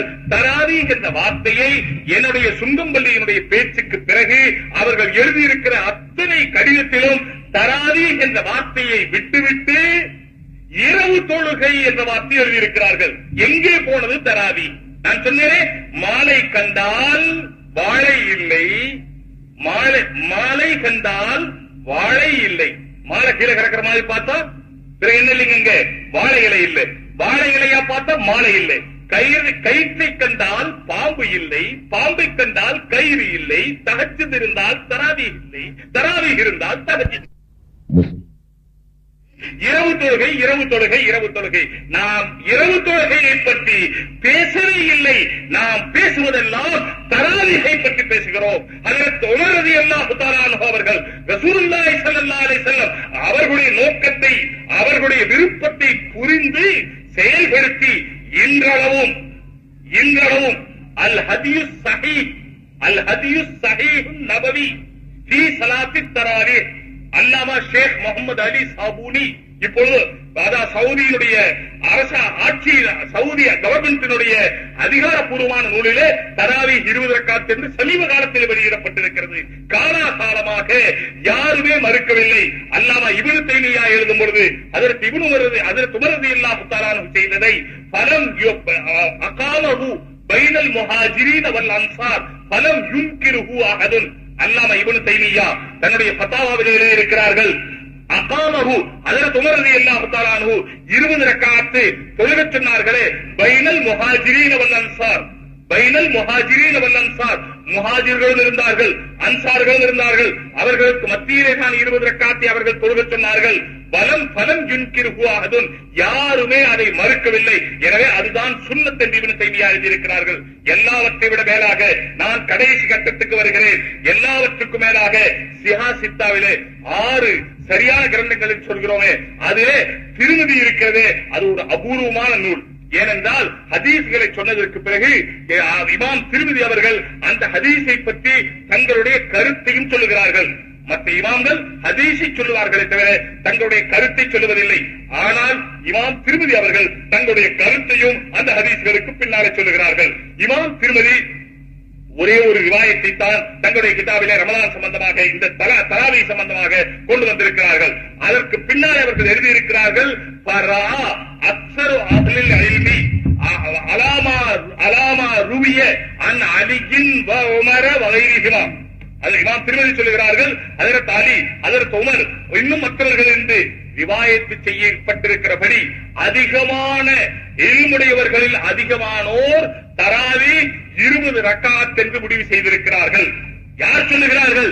இமாம் திருமதி சொல்லுகிறார்கள். இமாம் திருமதி ஹதீஸ்களை எல்லாம் ஆராய்ச்சி செய்து ஒரு முடிவுக்கு வருகிறார்கள். அந்த முடிவையே இவர்கள் மறுக்கிறார்கள் என்று சொன்னால் இவர்கள் திருமதியை பற்றியும் திருமதியில் உள்ள ஹதீஸை பற்றியும் மற்ற கிதாபில் ஹதீஸை பற்றியும் எப்படி ஆராய்ச்சி செய்திருப்பார்கள் என்பது புரியவில்லை. இமாம் திருமதி சுன்னத்தாக இல்லாத ஒன்றை சுன்னத் என்று சொல்லி இருக்க முடியுமா? சிஹாசித்தாவுடைய ஆசிரியர் எவ்வளவு பெரிய வல்லமை படைத்தவர் பாருங்க.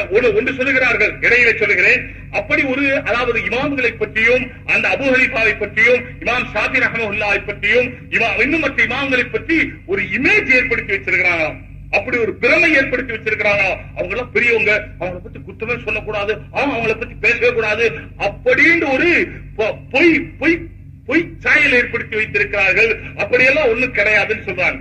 சகோதரர்களே, யார காலையில மௌலவி சைபுத்தீன் சார் சொன்னது மாதிரி இங்கே பலர் இருப்பார்கள். இவர்கள் இதெல்லாம் கேட்டுக்கொண்டு போய் தங்களுடைய எஜமானர்களிடத்திலே சொல்லுவார்களே, நீங்கள் உங்களுடைய எஜமானர்களுக்கு ஒரு இமேஜை ஏற்படுத்தி வைத்திருக்கிறீர்கள். இமாம் திருமதிக்கு இமேஜ் இருந்தால் என்ன கெட்டு போய்விட்டது, இமாம் அபூ ஹனீஃபாவுக்கு இமேஜ் இருந்தால் என்ன கெட்டு போய்விட்டது, இமாம் ஷாஃபியுடைய இமேஜ் இருந்தால் என்ன கெட்டு போய்விட்டது. சகோதரர்களே, அவர்களுடைய தக்வா, அவர்களுடைய அந்தஸ்து, அவர்களுடைய உயர்வு தவறு செய்திருக்கிறார்களா? செய்ய முடியாதா? இமாம் அபூ ஹனீஃபா தவறு செய்ய முடியாதா?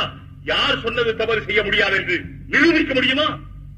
இமாம் அபூ ஹனீஃபா தவறு செய்ய மாட்டார்கள் என்று அஹ்லுஸ் சுன்னத் வல் ஜமாஅத்தினுடைய கிதாபுகளில் இருந்து ஏதாவது ஒன்றிலே நிரூபித்து விட்டால் நீங்கள் சொல்லுகிற அத்தனைக்கும் நான் கட்டுப்படுகிறேன்.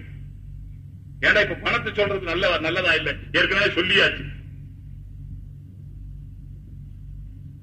எங்களுடைய கிதாபுகளில் இருந்து அஹ்லுஸ் சுன்னத் வல் ஜமாஅத்துடைய கிதாபில் இருந்து இமாம் அபூ ஹனீஃபா தவறு செய்ய மாட்டார்கள், இமாம் ஷாஃபி தவறு செய்ய மாட்டார்கள், உலகத்திலே யாருமே சிலரை குறித்து அவர்கள் தவறே செய்ய முடியாது, அவர்கள் மாசூம் என்று எழுதியிருப்பதாக காண்பித்தால் நான் உங்களுக்கு கட்டுப்பட்டவன், நீங்கள் சொல்லுகிற இடத்துக்கு வர தகுந்தவன், நீங்கள் சொல்லுகிற வேலை செய்பவன். நீங்கள் நிரூபிங்கள் பார்க்கலாம். நபிமார்களை தவிர யாருமே மாசூம் இல்லை. நம்முடைய அஹ்லுஸ் சுன்னத் வல் ஜமாஅத்துடைய கொள்கை இது, அக்கீதா இது. இந்த அக்கீதாவிலே நாம் 100க்கு 101 சரியானவர்கள். நாங்கள் 100க்கு 101 சரியானவர்கள். நபிமார்கள் தான் பாவம் செய்யாதவர்கள். நபிமார்களை தவிர உள்ள யாருமே பாவம் செய்யலாம், அது கொள்கை. ஆனால் தவறு செய்யலாம், அது நம்முடைய கொள்கை. ஆனால் செய்கிறதையெல்லாம் தவறு என்று சொல்வது உங்களுடைய கொள்கை. சொன்னாரு, அதாவது அமானியத்தை சொன்ன ஞாபகம் இருக்கு, அமானியத்தை சொன்ன ஞாபகம் இருக்கு. ஏதோ பேச்சுவாக்கள் வரும்போது அதற்கு பொடி போடுவாங்க, மூக்கு பொடி, பொடி விஷயம்தான். இப்ப போடுறது நல்லதா கெட்டதா அதை பத்தி எல்லாம் விமர்சனம் நமக்கு தேவையில்லை. எப்பவும் கையில பொடி டப்பா வச்சிருப்பாங்க, அந்த பொடி டப்பா அப்படியே தடவிக்கிட்டே இருப்பாங்க. அதற்கு வேகமா தடவுறாங்கன்னு சொன்னா அதுக்கு என்ன அர்த்தம்னா கொஞ்சம் வேகமா சிந்திக்கிறாங்கன்னு அர்த்தம். உண்மையில என்னுடைய வாழ்க்கையில எனக்கு தெரிஞ்ச வரைக்கும் அதற்கு போல சுருங்க சொல்லி விளங்க வைக்கிறவங்களை, உடனுக்குடன் பதில் சொல்றவங்களை நான் பார்த்ததில்லை. அந்த பொடி டப்பா அப்படியே தடவிக்கிட்டே இருப்பாங்க. பொடி போடுற சும்மா அப்படி மூக்க வைப்பாங்க. சில பேர் மூக்க அப்படி இழுப்பாங்க, இழுத்தா அது நம்ம மூளை வரைக்கும் ஏறும். அந்த இழுவை இருக்கு, நம்ம மூளை வரைக்கும் ஏறும். நானும் பொடி போட்டுக்கிட்டு இருந்தேன். 11 வயசுல இருந்து 35 வயசு வரைக்கும் போட்டேன். 11 வயசுல இருந்து ஸ்கூல்ல சளி பிடிச்சிச்சுன்னு சொல்லி போட்ட பழக்கம் 35 வயசு வரைக்கும் பொடி போட்டேன். அதுவும் போட்டேன்னு சொன்னா ஒரு நாள் கூட விடாம, தேவபந்திர ஓதும் போது ஏதோ சில நாள் விடலான்னு விட்டு பார்த்தேன், விட முடியல. அங்க போய் அந்த மருந்து கடையில நாசூர் ஒன்று விக்குது தேவபந்திர, அந்த நாசூர் மூக்குப்பொடி வாசம் இருக்கும், அதனால அதை வாங்கி போட்டுக்கிட்டேன். விட்டனா எப்பவும் கூட இருக்கும். யார் கூட இருந்தாலும் சரி இல்லாட்டாலும் சரி, கல்யாணம் முடிஞ்ச பிறகு மனைவி கூட இருந்தாலும் இல்லாட்டாலும் பொடிதப்பாவும் கர்ச்சிப்பும் கூட இருக்கணும்.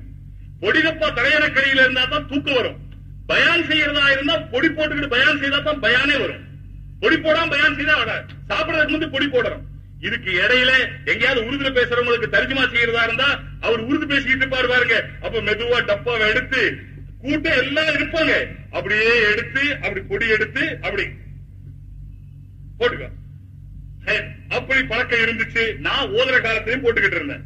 அதனால அமானியத்தில் பேசிட்டு இருக்கும் போது ஏதோ பேச்சுவாக்கில அதுல பொடி போடுறவங்க எல்லாம் பெரிய அறிஞர்களாக இருக்கிறாங்க அப்படின்னு நான் தான் சொன்ன ஞாபகம். இன்னும் யார் சொன்னாங்களோ தெரியல. பொடி போடுறவங்க எல்லாம் பெரிய நான் அல்ல அப்படி சொல்லல, அறிஞர்கள் எல்லாம் பொடி போடுறாங்க அதற்கு அப்படின்னு சொன்னேன். அப்ப சில அறிஞர்களை மேற்கொள்ளும் காட்டின முஸ்லிம் அல்லாத அறிஞர்கள் பல பேர், நிறைய பேர் பொடி போடுறாங்க. அந்த அறிஞர்களை சொன்ன பாருங்க, அந்த அறிஞர் பொடி போடுறாரு, அந்த அறிஞர் பொடி போடுறாரு. அறிஞர் என்றே பேர் பெற்ற ஒருவர் பொடி போட்டுக்கிட்டு இருந்தார்.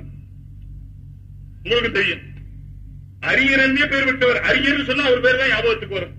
அவரும் பொடி போட்டுக்கிட்டு இருந்தார். அதனால சொன்னா அறிஞர்கள் எல்லாம் பொடி போடுறாங்க. உடனே அதில் சொன்னாங்க, அதனால பொடி போடுறவங்க எல்லாம் அறிஞர்கள் இல்லை.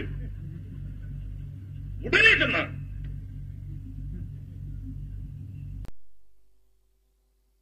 உடனே சொன்னாங்க. அதற்கு அரியர்கள் பொடி போடுறாங்க. உடனே சொன்னாங்க பொடி போடுறவங்க அரியர்கள் இல்லை அப்படி சொல்லிட்டு சொன்னாங்க. என்னப்பா மந்திகளை படிச்சது இல்லையா? வெள்ளையெல்லாம் கொக்கு, கொக்கெல்லாம் வெள்ளை, அதனால வெள்ளையெல்லாம் குக்கா, கொக்கெல்லாம் வெள்ளை, காகமெல்லாம் கருப்பு, அதனால கருப்பெல்லாம் காக்காயா, வெள்ளையெல்லாம் கொக்கா, அப்படி இல்லையே? அதே போல இது மாதிரி நிறைய விஷயங்கள் அமானியதற்குரிய விஷயங்கள் சொல்றதானா ஆச்சரியகரமான விஷயங்கள் இருக்கு. ஒரு தடவை அமானியதர் சொன்னாங்க 10-6 நம்ம படிக்க பாருங்க 10-10 ஆக போகுது. அமானியதர் சொன்னாங்க ஒருத்தர் ஒரு குதிரை கொண்டு வந்தான். பாக்குறதுக்கு 4 காசு குதிரை பாக்குறது. என்ன குதிரைன்னு சொன்னா அந்த குதிரைக்கு வால் இருக்கிற இடத்துல தலை இருக்குது, தலை இருக்கிற இடத்துல வால் இருக்குது. ஒரு குதிரை அதுக்கு வால் இருக்கிற இடத்துல தலையும், தலை இருக்கிற இடத்துல வாழும். அதை கட்டி வச்சுட்டா ஒரு இடத்துல அதுக்கு மரப்பெல்லாம் போட்டா ஒரு பக்கமா வரணும், ஒரு பக்கமா போகணும். 4 காசு எல்லாரும் போயிட்டு வந்துகிட்டு இருந்தாங்க. இதுல ஒரு ஆள் கொஞ்சம் புத்திசாலித்தனமான ஆள் இருந்தார். அவர் கேட்டாரு எப்படி இருக்குதுன்னு ஒரு ஆள்கிட்ட கேட்டார். அது போய் பாத்துக்கங்க போயிட்டார். அடுத்த ஆள் வந்தார். அவர்கிட்ட கேட்டார் எப்படிங்க இருக்குது, நீங்க போய் பாத்துங்கன்னு போயிட்டார். இப்படியே நிறைய பேர் கேட்டா எல்லாரும் போய் பாத்துங்கன்னு சொல்லிட்டு போயிட்டாங்க. இந்த மாதிரி சொன்னது ஞாபகம் வந்ததுனால சொல்றேன். கடைசியா இவர் பார்த்தாரு, சரி நம்மளே போய் பாத்துருவோம்னு பார்த்தாரு. அங்க போய் பார்த்தா குதிரைக்கு புல்லு போடுறதுக்கு முன்னால வச்சு ஒரு பாயை கட்டி அதுல புல்லு போட்டிருக்கு. குதிரையை திருப்பி கட்டி வச்சிருக்கான். குதிரைக்கு புல்ல போட்டு குதிரையை திருப்பி கட்டி இருக்கான். இப்ப குதிரைக்கு தலை இருக்க வேண்டிய இடத்துல என்ன வந்துருச்சு? பாலு இருக்க வேண்டிய இடத்துல தலை. இதை வெளியே சொல்லலாமா? இந்த வெக்க கேட்ட நாளதாவும் போய் பகுத்தறிவும் போச்சு. இதை வெளியே சொல்லலாமா? இது மாதிரியான பல விஷயங்கள் சகோதரர்களே நம்முடைய பெரியார்கள். அதாவது எதுக்கு சொல்ல வந்தேன்னு சொன்னா அமானியதரத்துடைய புத்தி இந்த காலத்தில் இருந்தவங்க தானே. அவர்களுடைய புத்திக்கு ஈடான ஒரு ஆளை பார்க்க முடியவில்லையே, அபூ ஹனீஃபாவுடைய புத்திக்கு ஈடான ஒரு ஆளை நீ கொண்டு வரப் போகிறாயா? ஏன் அபூ ஹனீஃபாவுக்கு இமேஜ் இருக்கக்கூடாது? நான் கேட்கிறேன், திரும்ப கேட்கிறேன், அபூ ஹனீஃபாவுக்கு ஏன் இமேஜ் இருக்கக்கூடாது? இமாம் ஷாஃபிக்கு ஏன் இமேஜ் இருக்கக்கூடாது? தவறே செய்ய மாட்டார்கள் என்று கொள்கை இல்லை, ஆனால் அவர்கள் செய்ததை எல்லாம் தவறு என்று சொல்லுகிற கொள்கை இருக்கக்கூடாது. எதை செய்தாலும் தவறு என்று சொல்லுவதா? அவர்கள் செய்ததெல்லாம் தவறா? அலச வேண்டும், ஆராய வேண்டும், பார்க்க வேண்டும். அதிலும் இமாம் அபூ ஹனீஃபா காலையிலிருந்து சொல்லிக் கொண்டிருக்கிறார்கள். இமாம் அபூ ஹனீஃபா 80 இருக்கிறார்கள். அவர்களுடைய காலம் என்ன, பின்னாலே வந்தவர்களுடைய காலம் என்ன, அந்த காலத்திலே இருந்தவர்களுடைய அறிவும் புத்தியும் தீச்சன்யமும் தக்வாவும் எவ்வளவு இருந்திருக்கும், அவர்களுடைய மேன்மை எப்படி இருந்திருக்கும்? நான் சொல்ல வருகிறேன். அதற்கு அபூபக்கர் சித்தீக் ரலியல்லாஹு தஆலா அன்ஹு இடத்திலே குர்ஆனை ஒன்று சேர்க்க வேண்டும் என்று சொன்னபோது சஹாபாக்கள் ஷஹீதாகிக் கொண்டிருக்கிறார்கள். குர்ஆனை ஒன்று சேர்க்க சொல்ல வேண்டும், குர்ஆனை ஒன்று சேர்த்து வைக்க வேண்டும் என்று சொன்னபோது அதற்கு அபூபக்கர் சொன்னபோது எப்படி சேர்க்கிறது, அது எப்படி சரியாகும் அதெல்லாம் சொல்லல. ரசூலுல்லாஹி ஸல்லல்லாஹு அலைஹி வஸல்லம் செய்யாத ஒரு காரியத்தை நான் எப்படி செய்வது? சஹாபாக்களிலே யாருமே ரசூலுல்லாஹ் செய்யாத ஒன்றை செய்திருக்கவே முடியாது. அதற்கு உமர் ரலியல்லாஹு தஆலா அன்ஹு அவர்களை பற்றி சொல்ல வேண்டுமானால் வீரமாக சொல்லலாம். சரியான கிரந்தங்களில் இருக்கிறது. லவ் கான பாதி நபிக்குன் லகான உமரு, எனக்கு பின்னாலே நபியாக ஆக்குவதாக இருந்தால் அல்லாஹ் ஹஜ்ரத் உமரை நபியாக்கி இருப்பான்.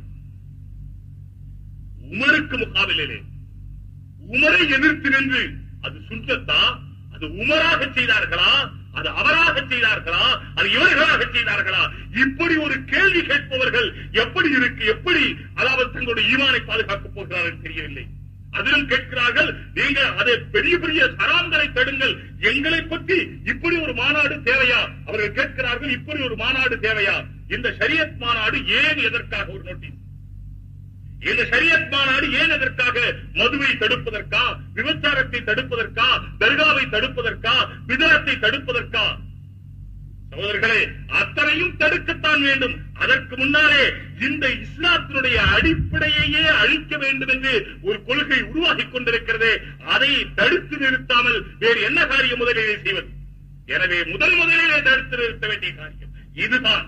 வீட்டுக்குள்ளே என்னென்னவோ நடக்கிறது, அதையெல்லாம் தடுப்போம், உள்ளே போய் தடுப்போம். திருடன் உள்ளே வரவிடாமல் கதவை மூட வேண்டுமா வேண்டாமா? எங்க வீட்டுக்குள்ள அது நடக்குது இது நடக்குது, நீங்க ஏன் கதவு மூடிக்கிட்டு?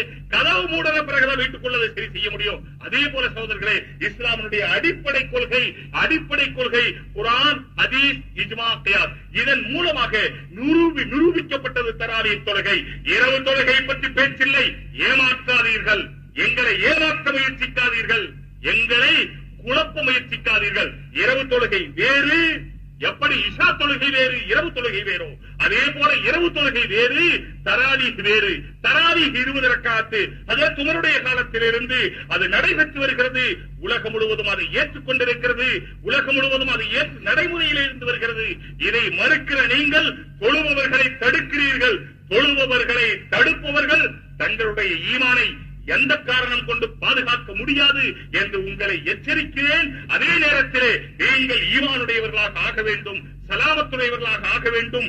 நீங்களும் நாங்களும் ஒன்றாக சொர்க்கத்தில் இருக்க வேண்டும் என்பதுதான் எங்களுடைய ஆசையை தவிர உங்களை எதிர்த்து போராடுவதோ, அதற்காக வேண்டாத விவாதங்கள் செய்வதோ, விதண்டா வாதங்கள் செய்வதோ, தர்க்கமோ குதர்க்கமோ எங்களுடைய நோக்கம் இல்லை என்பதை நான் ஜமாஅத்துல் உலமாவினுடைய வெறும் நம்முடைய மதுரை திண்டுக்கல் மாவட்ட ஜமாஅத்துல் உலமா இல்லை, தமிழ்நாடு தமிழக மாநில ஜமாஅத்துல் உலமாவின் சார்பாக நான் தெள்ளத்தெளிய சொல்லிக் கொள்கிறேன். யாருடனும் சண்டை போடுவது நம்முடைய நோக்கம் அல்ல. நம்முடைய ஒரே நோக்கம் இஸ்லாம் தெளிவாக இருக்க வேண்டும். ஏன் இந்த தவறுகள் எல்லாம் நடக்கிறதே, அதை என்ன செய்தீர்கள் என்று கேட்கிறீர்களா? வாருங்கள், நீங்களும் நாமும் சேர்ந்து தவறை நிறுத்துவதற்கு முயற்சி செய்வோம். என்ன வழியோ அந்த வழியிலே செல்வோம். தவறை நிறுத்துவதற்கு இப்போ நேராக செல்லுங்களேன், மலிவு விலை மதுக்கடைக்கு போங்கள், அங்கே குடிப்பவர்களை உங்களுடைய கையாலை தடுங்களேன் பார்க்கலாம். செல்லுங்களேன், தைரியம் இருக்கிறதா? ஏதோ பன்னான் இருக்கிற வேட்டையில் உட்கார்ந்து கொண்டு மதுவை பற்றியும் விபச்சாரத்தை பற்றியும் பேசுகிற உங்களிடத்திலே நாங்கள் என்ன விவாதம் செய்ய வேண்டியது இருக்கிறது? ஒளிந்து கொண்டா பேசிக் கொண்டிருக்கிறீர்கள். வாருங்களேன் மதுக்கடைக்கு, வாருங்களேன் சினிமா கொட்டடிக்கு, வாருங்களேன் நாடகம் நடக்கிற இடங்களுக்கு, வாருங்களேன் விபச்சார விடுதிகளுக்கு. வந்தீர்களா? செய்தீர்களா? செய்ய முனைந்தீர்களா? செய்ய முடியுமா? திராணி இல்லாத நீங்கள், அதற்கு திராணி இல்லாத நீங்கள் எங்களை பார்த்து என்ன செய்வீர்கள் என்று கேட்கிறீர்களா? நாங்கள் செய்து கொண்டிருக்கிற நாங்கள் என்று சொன்னால் என்னை சொல்லவில்லை, இந்த உலமாக்களுடைய சமுதாயம், அரபி மதரசாக்கள், அந்த கிதாபுகள் தங்களை அழித்துக் கொண்டு தங்களை பணவாக்கிக் கொண்டு செய்திருக்கிற காரணத்தினால்தான் இன்று இஸ்லாம் உலகத்திலே இருக்கிறது. இல்லையானால் இந்த உலமாக்கள் இல்லாமல் இருந்திருந்தால் வணங்குபவர்களுக்கெல்லாம் அழகூட்டுபவர் என்ற பெயர் உனக்கு இருக்கிறது, அந்த பெயரே உனக்கு இருந்திருக்காது.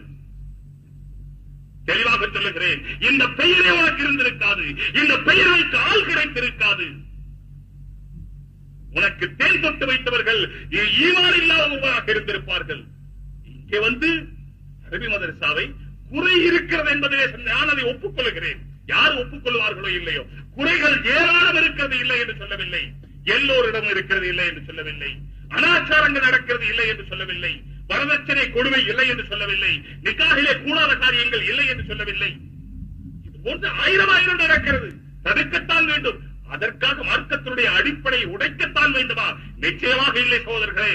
மார்க்கத்தினுடைய அடிப்படையை பாதுகாப்போம். இந்த அடிப்படையிலே தராவி நம்முடைய இரவு காலத்தினுடைய தொழுகை மூலமா அல்லாஹ் சந்தோஷப்படுகிறான். 20 ரக்காத்து நின்று தொழுகிறோமே, பகல் முழுவதும் நோன்பு விட்டு பகல் முழுவதும் சூரியோதயத்திலிருந்து சுபசாதிக்கிலிருந்து சூரியன் அஸ்தமாகும் வரை நாம் பசியாக இருந்துவிட்டு உண்ணாமல் பருகாமல் இருந்துவிட்டு கடைசியிலே இஷா மகரிபு தொழுத பிறகுதான் சாப்பிட வேண்டும் என்று சாப்பிட ஆரம்பிக்கிற நேரத்திலே இஷா தொழுகை வருகிறது, பிறகு தராவீஹ் வருகிறது. அங்கே ஒரு ஹாபிதை வைத்து அவருக்கு பின்னால் நின்று 20 ரக்காத்துகள் நின்று தொழுகிறோமே, அல்லாஹ் சந்தோஷப்படுகிறாரே. அதையா தடுக்க பார்க்கிறீர்கள்?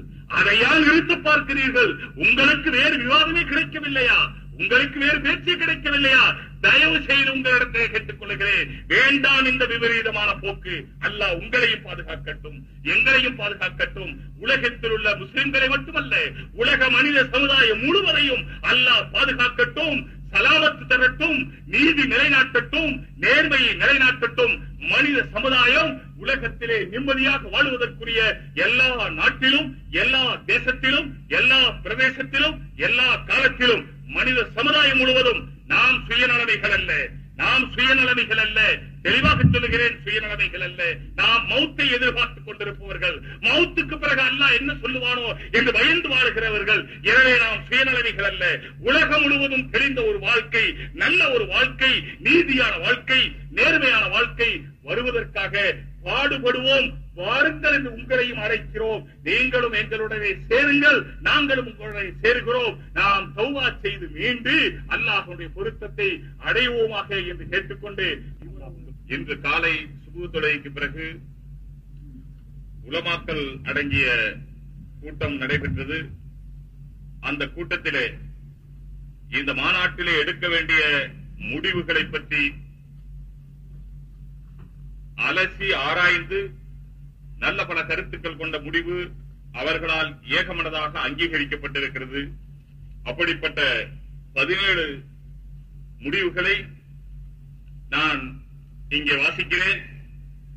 இதை உலமாக்கள் சார்பிலே நான் இதை வாசிக்கிறேன் என்றால் அதை தாங்களும் அங்கீகரிக்கிறீர்கள். அதே நேரத்திலே இதிலே அமுல்படுத்த வேண்டிய விஷயங்கள் என்னென்ன இருக்கிறது என்பதை இன்ஷா அல்லாஹ் இது அச்சின் மூலமாக வெளியே வரும் பொழுது அதை தாங்கள் பெற்று கட்டாயமாக அமுல்படுத்த முயற்சிக்க வேண்டும் என்று கேட்டுக்கொண்டு இந்த தீர்மானங்களை நான் வாசிக்கிறேன். இந்த தீர்மானங்களிலே நாம் பொதுவாக செய்ய வேண்டிய காரியங்கள், நம்முடைய கடமைகள், அதே போல நாம் விட்டு நடக்க வேண்டிய, ஒதுங்கி நடக்க வேண்டிய காரியங்கள், பிறகு நாம் நம்முடைய இஸ்லாமை பாதுகாப்பதற்கு அடிப்படையான காரியம் என்னவோ அந்த காரியங்கள், பிறகு நம்முடைய நாட்டுக்கு, நம்முடைய தமிழகத்திற்கு, இந்தியாவிற்கு தேவையான பொது விஷயங்கள், இவைகள் எல்லாம் இதிலே அடங்கியிருக்கிற காரணத்தினாலே இது ஒரு முழுமையான தீர்மானமாக இருக்கிறது. இதை இப்பொழுது நீங்கள் காதால் கேட்கிறீர்கள், பிறகு கண்ணாலும் பார்ப்பீர்கள். இதிலே முதலாவது தீர்மானம், மார்க்கத்தில் கடமையான காரியங்களை மக்கள் செய்யவும் சுன்னத்தை பின்பற்றி நடக்கவும் வட்டி, மது, லஞ்சம், ஊழல், விபச்சாரம் போன்ற ஹராமான, கூடாத மற்றும் மார்க்கம் விரும்பாத அனைத்து காரியங்களை விட்டும் மக்கள் நீங்கி வாழ்வதற்கான எல்லா முயற்சிகளையும் நமது உலமாக்கள் தீவிரப்படுத்த வேண்டும் என்று, அதாவது அர்த்தம் என்ன, ஏற்கனவே செய்து கொண்டுதான் இருக்கிறோம், அதை மென்மேலும் தீவிரப்படுத்த வேண்டும் என்று இம்மாநாடு வலியுறுத்தி தீர்மானிக்கிறது. அதற்கு உதவும் வகையில் நமது அரசு பூரண மதுவிலக்கையும் அமல்படுத்த வேண்டும் என கேட்டுக் கொள்கிறது. 2.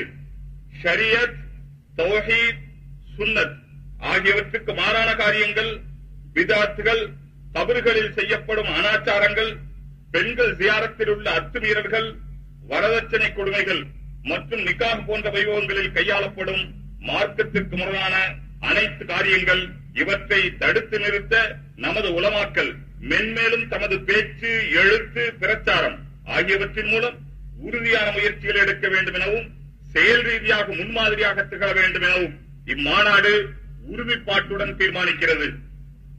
3. நாட்டிற்கும் மனித சமுதாயத்திற்கும் வேண்டிய பணிகளை அக்கறையுடனும் பொறுப்புடனும் செய்ய வேண்டும் எனவும், இதற்கு மாறாக நாட்டு ஒற்றுமையை குலைக்கக்கூடிய வன்முறைகள் போன்ற எந்த காரியத்தையும் அனுமதிக்க கூடாது என்றும், அப்படி செய்யக்கூடியவர்களுக்கு ஒத்துழைக்க கூடாது என்றும் இம்மாநாடு ஏகமனதாக தீர்மானிக்கிறது. 4. இஸ்லாத்தின் அடிப்படைகளுக்கு மாறான எந்தவித உள்சக்திக்கோ வெளிசக்திக்கோ இடம் கொடுக்காமல் நாம் அஹ்லுஸ் சுன்னத் வல் ஜமாஅத்தாக 4 மதுஹபுகளை மட்டும் பின்பற்றி கியாமத் நாள் வரை இஸ்லாம் உருக்குலைந்து போகாமல் அதன் தூய வடிவில் பாதுகாக்க வேண்டும் என்று இம்மாநாடு உறுதியாக தீர்மானிக்கிறது. 5. சுன்னத் வல் ஜமாஅத்திற்கு புறம்பான கொள்கை கொண்டு தாங்களும் வழிதவறி மற்றவர்களையும் வழிதவர தூண்டும் கூட்டத்தினர் இன்றே தௌபா செய்து நல்வழி அடைவார்கள் என்று இம்மாநாடு பூரணமாக நம்புகிறது, துஆவும் செய்கிறது.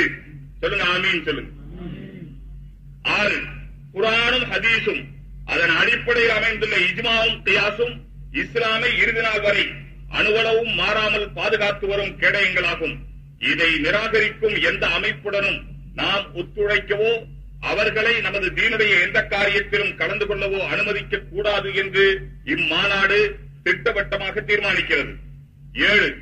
மேற்கண்ட அஹ்லு சுன்னத் வல் ஜமாஅத் கொள்கையில் மாற்று கருத்து கொண்ட யாரையும் நமது மஸ்ஜிதுகள், அரபி மதரசாக்கள், குர்ஆன் மதரசாக்கள் எதிலும் எந்த வகையிலும் சம்பந்தப்படுத்த வேண்டாம் என்றும், பள்ளியில் பணியில் அமர்த்தக்கூடாது என்றும், நிர்வாகத்தில் இடம் கொடுக்க கூடாது என்றும், மேலும் அவர்கள் பொது இடங்களிலோ மஹல்லாக்களிலோ பிரச்சாரம் செய்யவோ பேசவோ தவறான கருத்துக்கள் கொண்ட அவர்களது பிரசுரங்களை, நூல்களை விநியோகிக்கவோ அனுமதிக்க வேண்டாம் என்றும், அவர்களது பத்திரிகைகள், கேசட்டுகள் முதலியவைகளை நாம் புறக்கணிக்கிறோம் என்றும் இம்மாநாடு தீர்மானிக்கிறது. 8. இமாம்களையும் 4 மதுஹப்களையும் ஏற்காதவர்கள் மஸ்ஜிதுகளிலும் வெளியிலும் பேசவோ பிரச்சாரம் செய்யவோ அனுமதிக்கப்பட மாட்டாது என்று போர்டு எழுதி எல்லா மஸ்ஜிதுகளிலும் பார்வையில் படும் இடத்தில் மாட்டி வைக்க வேண்டும் என்று இம்மாநாடு தீர்மானித்து நிர்வாகிகளிடம் கேட்டுக் கொள்கிறது. 9. அரபியில் உள்ள குர்ஆன் ஹதீஸை அரபி ஞானத்துடன் தான் விளங்க முடியும் என்பதால் அல்லாஹுவின் பயமும் அரபி மொழி ஞானமும் கொண்ட உலமாக்களின் வழிகாட்டுதலே மக்களுக்கு அத்தியாவசியம் என்பதை இம்மாநாடு வலியுறுத்தி தீர்மானிக்கிறது. 10. அடிப்படை மொழியறிவு கூட இல்லாமல் மனம் போன போக்கில் குர்ஆன் ஹதீஸிற்கு விளக்கங்கள் கூறுபவர்களை ஆளுங்கள் என்றோ அறிஞர்கள் என்றோ கூறுவது பொருந்தாது. எனவே அவர்களை விட்டு நமது ஜமாத்துல் உலமாவும் ஊர் ஜமாத்துக்களும் ஒதுங்கிக் கொண்டதாக இம்மாநாடு தீர்மானிக்கிறது. 11.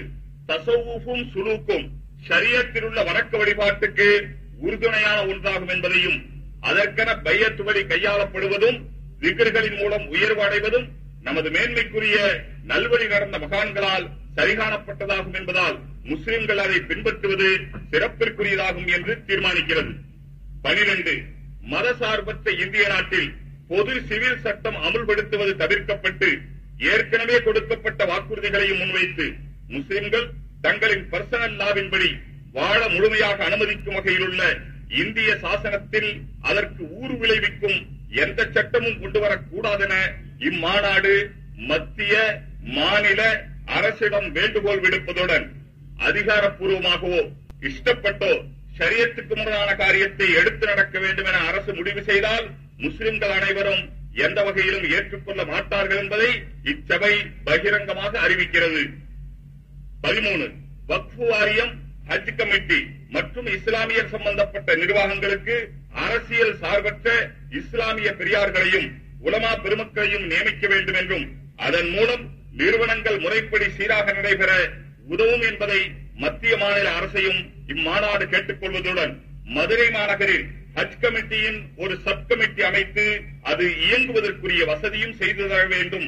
சிறுபான்மை கல்வி நிறுவனங்களுக்கு உரிய நிதி உதவியை அளித்து சிறுபான்மை மக்களாகிய இஸ்லாமியர் கல்வியின் பயனை அடைய உதவும்படி தமிழக அரசை இம்மாநாடு கேட்டுக் கொள்கிறது. 14.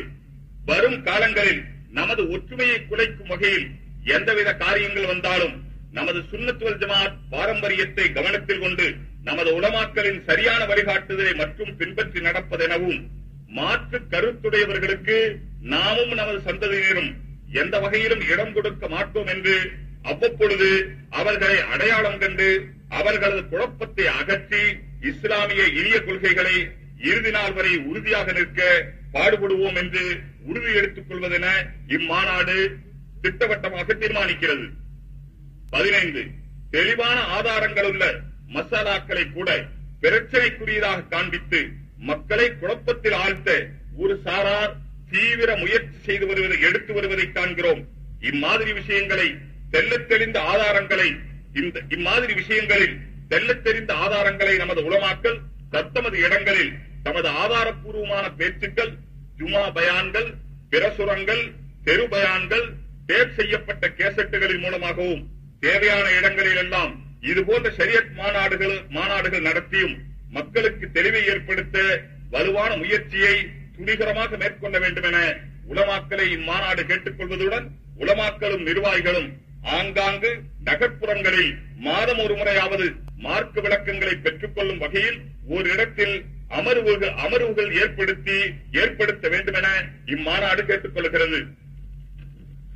16 மஸ்ஜிதில் மதரசாக்களில் சேவையாற்றி வரும் கண்ணியத்திற்குரிய இமாம்கள், ஆசிரியர்கள் காலநிலையை கருத்தில் கொண்டு அவர்களுக்கு ஊதியங்கள் வழங்கிடவும், சலுகைகள், உரிமைகள் வழங்கவும் மஸ்ஜித் நிர்வாகிகளை இம்மாநாடு கேட்டுக் கொள்வதுடன் தமிழகத்தில் உள்ள அனைத்து பள்ளிவாசலின் இமாம்களுக்கும், அனைத்து அரபிக் கல்லூரிகளின் பேராசிரியர்களுக்கும் இலவச இல்லம் கட்டித்தந்து ஷரியத்திற்கு பாடுபடும் அந்த உலமா பெருமக்களின் வாழ்வு மேம்பாடடைய வழி செய்யுமாறு இம்மாநாடு தமிழக அரசை கேட்டுக் கொள்கிறது. மேற்படி சேவையாற்றிடும் இமாம்களுக்கு அவர்களின் சேவையை மதித்து வேலை நீக்கம் போன்ற காரியங்களை தவிர்த்துக் கொள்ளவும் நிர்வாகிகளை இம்மாநாடு கேட்டுக் கொள்கிறது. 17 சுன்னத் வல் ஜமாஅத்திற்கு முரணாக நடக்கக்கூடிய ஆலிம்கள், மௌலவிகளை நமது சுன்னத் வல் ஜமாஅத்தை சார்ந்த மதரசாக்கள் அவர்களுக்கு கொடுக்கப்பட்டுள்ள சனதுகளை ரத்து செய்ய வேண்டும் என்றும், அவர்கள் தங்களுடைய பெயருடனே மதரசாக்களுடைய பட்ட பெயர்களை சேர்த்துக் கொள்ள அனுமதிக்க கூடாது என்றும் இம்மாநாடு அரபி மதரசாக்களை வேண்டிக் கொள்கிறது. 18 இம்மாநாடு வெற்றிகரமாக நடக்க முயற்சித்த உலமா பெருந்தகைகள், முக்கியஸ்தர்கள் அனைவருக்கும்